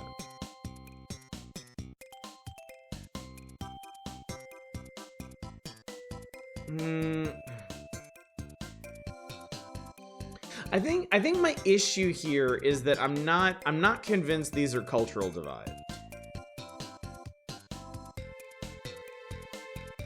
Like, there's a lot of janky Japanese platformers, there's a lot of janky Western platformers. Andre, you collected wool gasmatrons. Did you have a woolgasm? Decidedly not, no. So yeah, power-ups, the exclamation point is a checkpoint, circular arrows or continues. A 1 shirt is a 1-up, 2 shirt is a 2-up.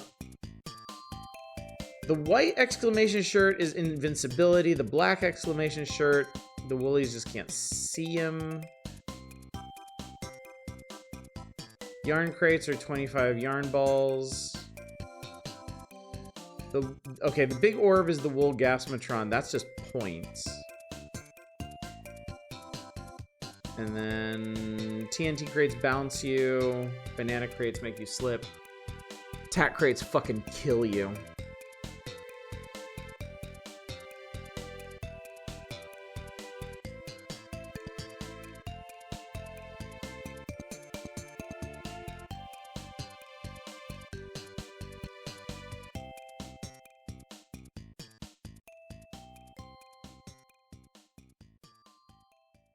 Nintendo Power is lying with the big orb. It does give you yarn balls.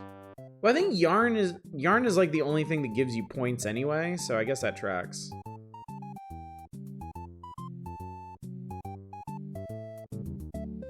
Stole the crates from Sonic 2. Eggman crates hurt kill Sonic.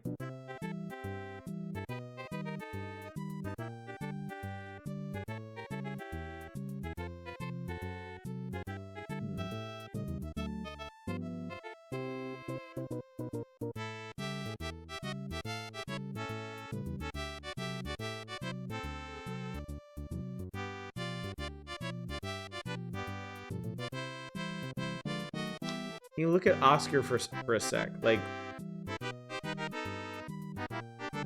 what is it? I've never heard of a game called Oscar. Like, how do you want me to look at this?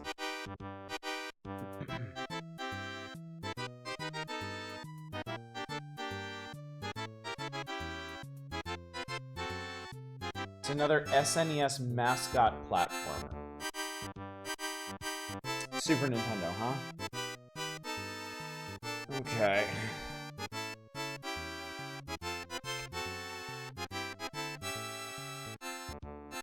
Released for SNES in 1996.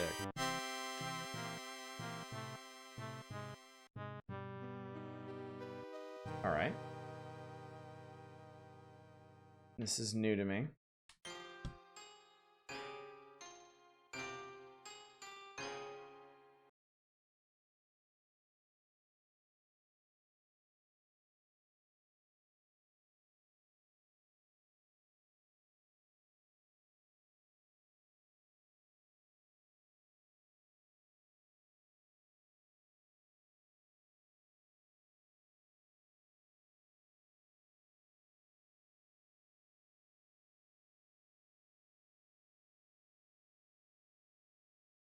Flare Software, like, discount development, like Flare Air.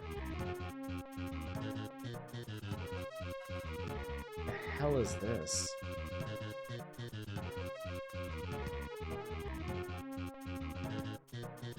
What, this is the game? Oh, this is like, okay. This is like level select.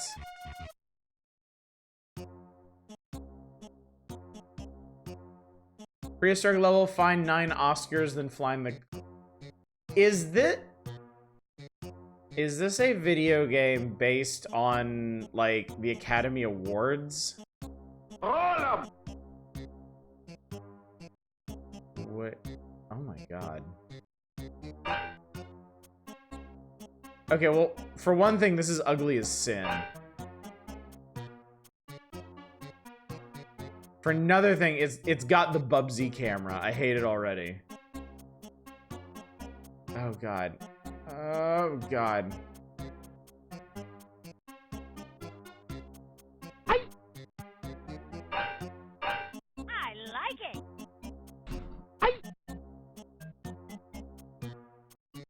It's exactly what the Academy Awards like are behind the scenes. Well, that explains a lot, doesn't it?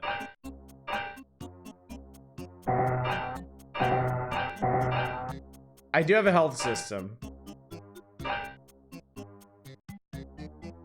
That's totally a Koopa.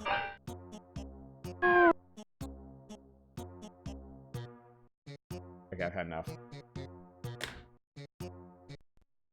That's all you get into that.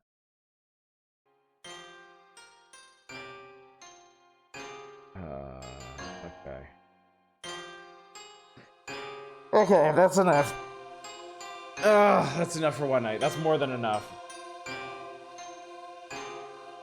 Do you get what you mean? I mean, yeah, I know exactly what you're talking about. I'm just not convinced it's a regional divide thing. Like, I'm pretty sure you could find Japanese games that are designed like that as well.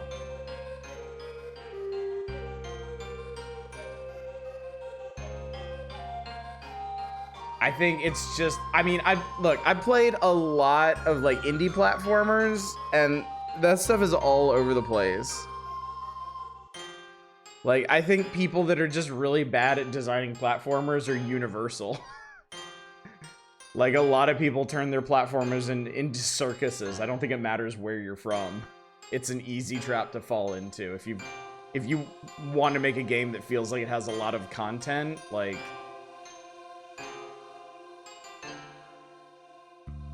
That's just something that can happen. Okay, that's... Okay. Alright, I gotta wrap this up, because I'm gonna lose my mind otherwise. Alright, goodbye, Bubsy, for now. Oh, this is cool. Their spread for this month is all 50 issues of Nintendo Power so far. And then there's Nestor, and then there's... Huh.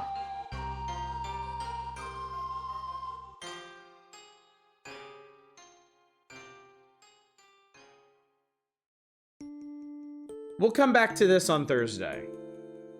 I'll just skip over Nestor and we'll talk about this. This will be a neat little recap of everything we've done over the last couple of years, I think. So yeah, anyway. No stream tomorrow night. I don't stream on Sundays. You know that. I know that. I don't even need to remind you anymore. Monday, we're back with Morrowind. Morrowind will be Monday, Tuesday, Wednesday. Thursday will be right here, right back on this page right here. Yes, this is where they shit on Robin George. Just a little bit. Just as a treat. Closed community night voting. The winner is Double Dragon Neon. Look forward to that. Okay. We'll do that next Friday then. I think I have that game. Let me make sure real quick. Because I'm 99% sure I already own that game. Yes, I do. Yeah, so we'll do Double Dragon Neon next Friday. Nice, that's all done and sorted then. Alright, let's go find somebody to raid, shall we?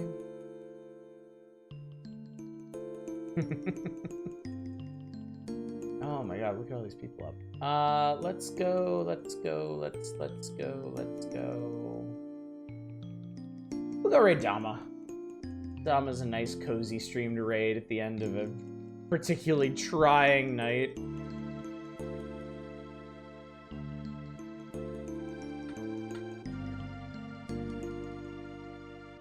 Alright, gang. Well, thank you so much for coming out tonight, I guess, and making me play Bubsy for like an hour, for whatever that was worth, I guess. At least we could say, we could say it's behind us now, and I got to play SimCity for a while. That doesn't make it worth it, but it makes it more palatable. Anyway, thanks again for coming out. Hopefully, I will see you all on Monday for the continuation of Morrowind. But until then, as always, y'all take care. Bye, everybody.